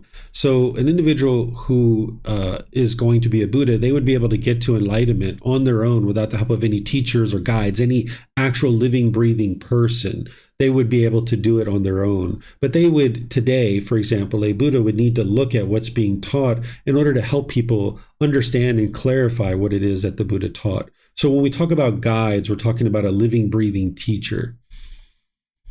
So a person who becomes a Buddha is someone who attains enlightenment, but could be building on a previous Buddha whose body of work exists, and that has helped that Buddha to become a Buddha. Like, you know, they're not like the Buddha that we're referring to 2,500 years ago, 2,500 years ago. He didn't have these writings, so he became a Buddha without even that as a starting point. Today, if a Buddha exists, they would be aware of and make use of the previous Buddha's writings, and that would make him the same as the first Buddha or something lesser than the first Buddha. Two Buddhas aren't going to measure and compare themselves of who is a higher Buddha or who is a lower Buddha. They're both Buddhas, right? So you're right. The Gotama Buddha, the Buddha, he didn't have any writings or anything. He just figured it out on his own mind. A Buddha that would exist today, the teachings that they share that are going to help people get to enlightenment, they're exactly the same teachings from 2,500 years ago that Gotama Buddha shared. But the resources in the books are not 100% reflective of what that Buddha taught. So the Pali Canon, as it sits today, the other versions, not the version that I use, but the other versions, they're in disarray. They're using all kinds of vocabulary that doesn't even match up to what an enlightened being needs to be able to learn and practice. For example, the word suffering is being used a lot. Or sometimes you'll see translations that unenlightened translators are referring to the Buddha as having said things like, "You stupid fool," right? A Buddha doesn't speak this way. But an unenlightened being who is translating the words of a fully perfectly enlightened Buddha, thinking that that's how they speak, they think that a Buddha speaks that way too. So they're translating his words in a way that isn't actually reflective of how a Buddha speaks. So the books and resources that exist in the world today, prior to 2017, 2018, they were in disarray. And any new Buddha that comes into the world today would be aware of those teachings, but they wouldn't lead to enlightenment as they are. That individual would need to update these resources to be reflective of how an enlightened being actually thinks and the wisdom that they would have in order to be able to get to enlightenment. But it would be the same teachings. It would just be now. It would just now be updated with new analogies, new content. But in terms of the teachings themselves, they're the same natural laws. So, as you have done, you have read the Pali Canon and you have updated it and converted it into a form that is understandable to people today. That's what a Buddha today would need to be able to do. Yes. So I won't ask you if you're a Buddha. Thank you. Because you can't answer that anyhow. Okay, thank you, David. You're welcome. Okay, Ted and Kristen. Hi, Teacher David. My question is about this sensation of fear. And does that get eliminated as you sort of go along the path? And it's specifically a fear of like your safety. So say you're sort of confronted with a situation and will that sort of just be eliminated? Will you not have any fear at all? Yeah, I guess that's my question. An individual who's gotten to enlightenment, they won't have any fear whatsoever, but it doesn't get eliminated automatically. It gets eliminated through very specific things like elimination of central desire, for example, elimination of desire for form and formless, elimination of personal existence view, things like this. So by purifying the mind of those 10 fetters, that individual won't have any fear, but it needs to come through intentional work to eradicate the fetters. It wouldn't happen through just kind of like happenstance. In fact, by the time we get to chapter 17, I'm going to teach very specific teachings of how to eliminate all fears from the mind. But essentially what you're doing is eliminating central desire in those other fetters as well, and that's what will eliminate the fear. Okay. So like this morning I went on a walk and I was in the path of a bobcat, and immediately I didn't have any fear at all. I was like, okay, there is this being and I'm not causing harm to him. It won't cause harm to me. And so I just kind of just decided to change routes and go in a different direction. But then there was this moment where my mind experienced the idea of what would happen if this animal attacked me and what that looked like. And then I got this sensation of fear that like went through my whole body for a brief moment. And then it went away. It sort of dissipated as I continued my walk. But I noticed it clearly, that feeling, that sensation of fear. And I was like, I wonder when and how that sort of happens. And so that was just a question. Yeah, that's the mind's desire for form, holding on to this existence, clinging to it. And in those situations, your mind's being confronted with that and you're having to cut that off. And that's what you would like to do. So you saw how you have the capability to reside peaceful and calm in that situation. But then later, when the mind thought about it, that's when the desire for form arose, and that's where the fear arose. So when that's occurring in the future, you were talking about seeing it in the body. That's where you'd like to cut it off. And then over time, as you have each one of these experiences, your mind will become more and more peaceful and more joyful. So I'm sure you're not looking forward to seeing a bobcat again, perhaps, but there's the potential that or something else might occur, like a snake or who knows what.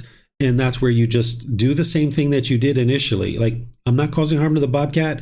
The bobcat's not going to cause harm to me. I'm just going to go this other way and give that being its space. And that is a wise choice that you're making. And now you can just reside peaceful and joyful and knowing that there doesn't need to be fear in the mind, and you can completely go on with your day. Okay.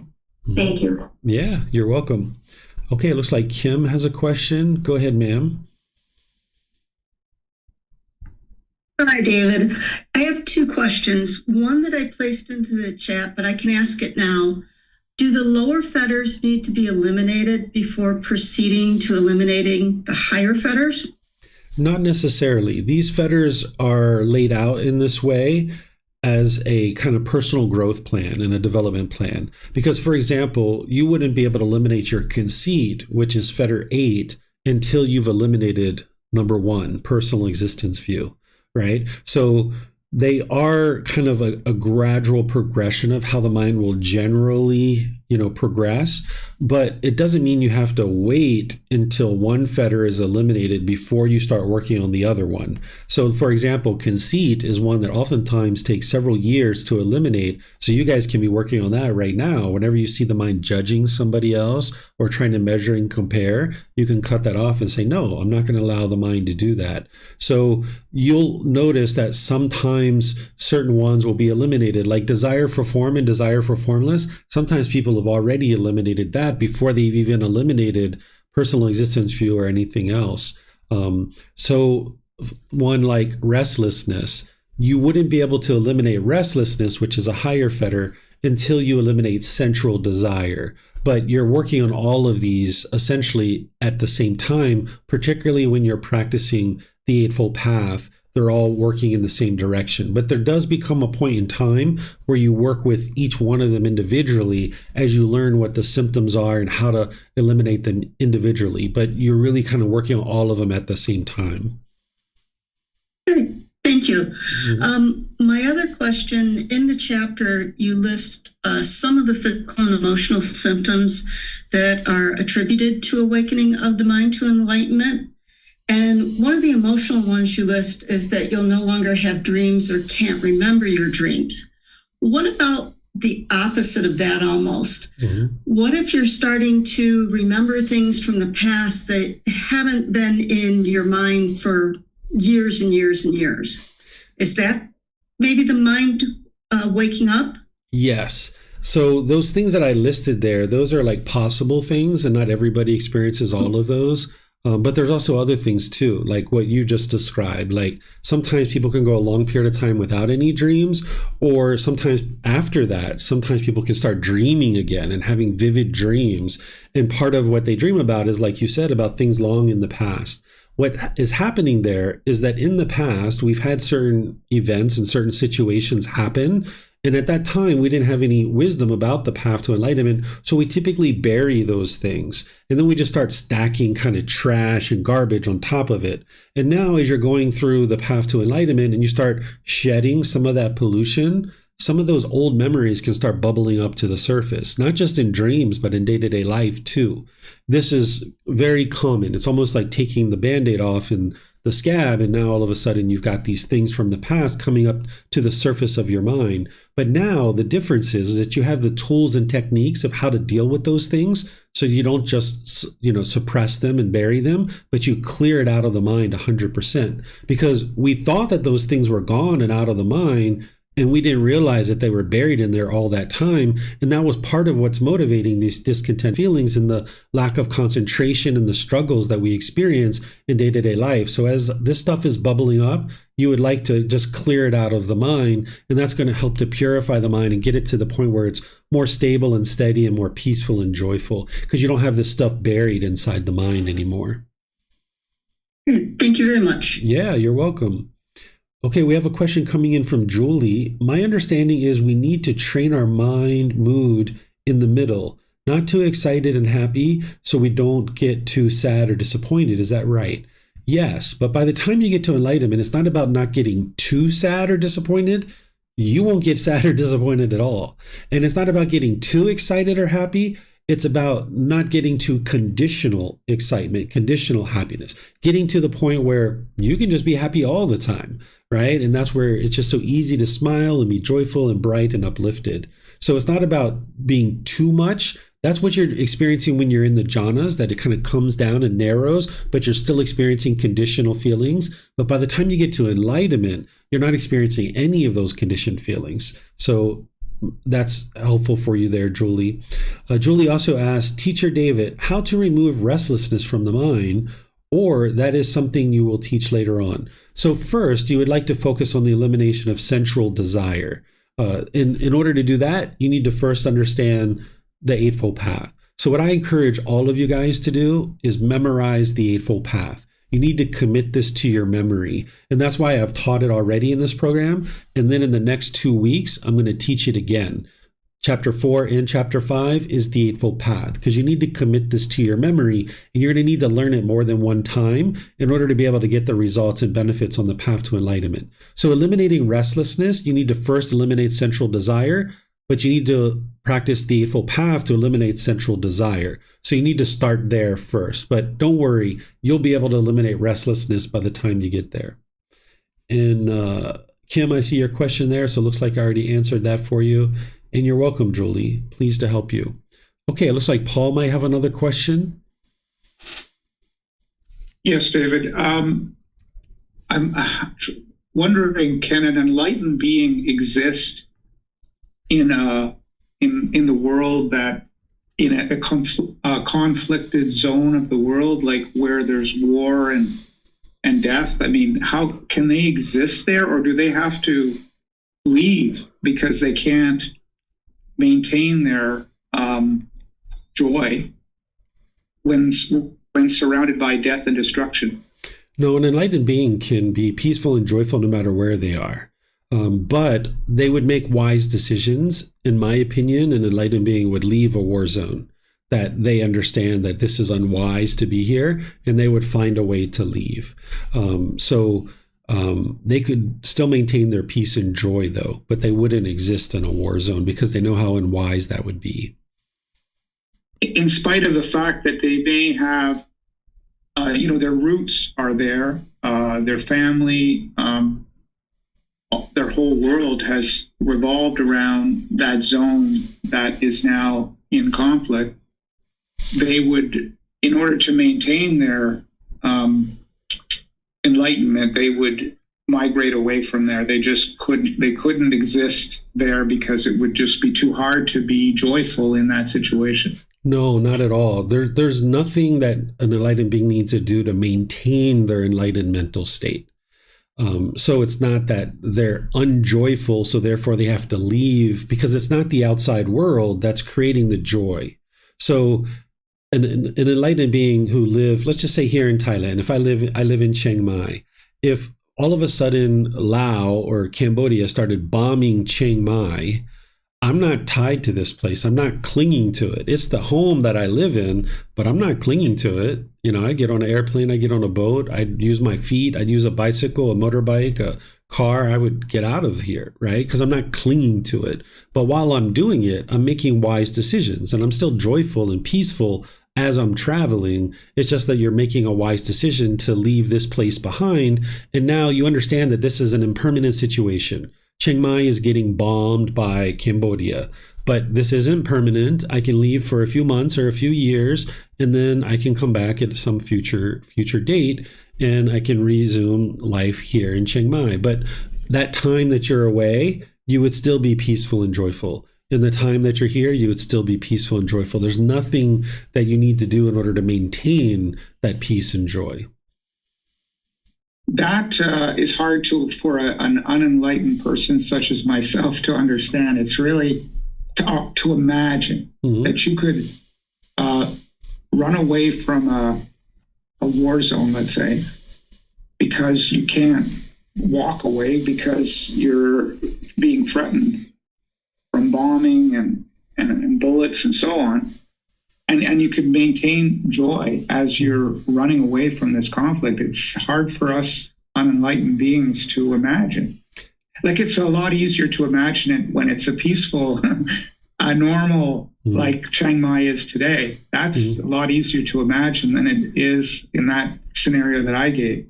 Well, I did start out the talk saying how challenging it is for an unenlightened being to understand what enlightenment is.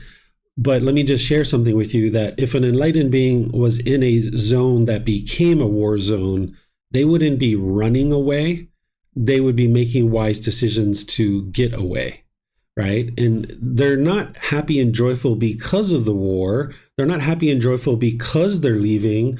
They're happy and joyful despite these things are occurring, because they understand impermanence, that the place they're currently living is impermanent. They're not going to be there permanently, and they're not clinging to it for it to be permanent. And they also understand going away is not permanent either. They'll be able to come back at some point, potentially, right? And these bombs that are dropping, they're not permanent.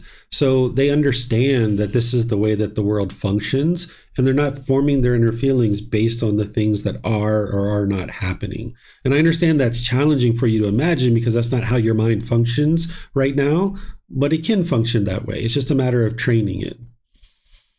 Okay, thank you. You're welcome. Okay, let me make one more round in all of our social media platforms. Looks like we have a question here. Yes, there's an individual on YouTube. You're welcome to ask any and all questions that you like, although I'm getting ready to end class, so if I don't answer your question during the class, I can answer it afterwards, but you can put it there in the comment section. Okay, I don't see any other questions anywhere, so I'm just going to end class by thanking all of you guys for the discussion. Thank you for your interest to learn. Thank you for being dedicated and determined to continue your growth on the path to enlightenment. Next week, I'm going to be sharing chapter 4 from our book, which is the Four Noble Truths. We're just going to spend the entire class period just with the Four Noble Truths, because it's so important to have that breakthrough to understanding what is the cause of your discontent feelings. That's what the Four Noble Truths are essentially helping you to understand, is the problem in the mind, the cause of that problem, the elimination of it, and the path forward. So we're going to be spending time to make sure you guys understand that, the 3 universal truths and the Four Noble Truths. And then we'll have meditation and open up for questions as well. And then in this week, I'm going to be teaching at the temple, Harmony in Relationships. This is a course from 9 a.m. to 3 p.m. here, where I'm going to be teaching all the teachings for developing harmony in your relationships. And it's going to be recorded. So if somebody would like to watch it, I've taught it many times in the past. It'll be on our YouTube channel, in our Facebook group, and it's also on our podcast as well. So if you're looking for additional content above and beyond what you're currently learning in the group learning program, this might be a course that you're interested in exploring.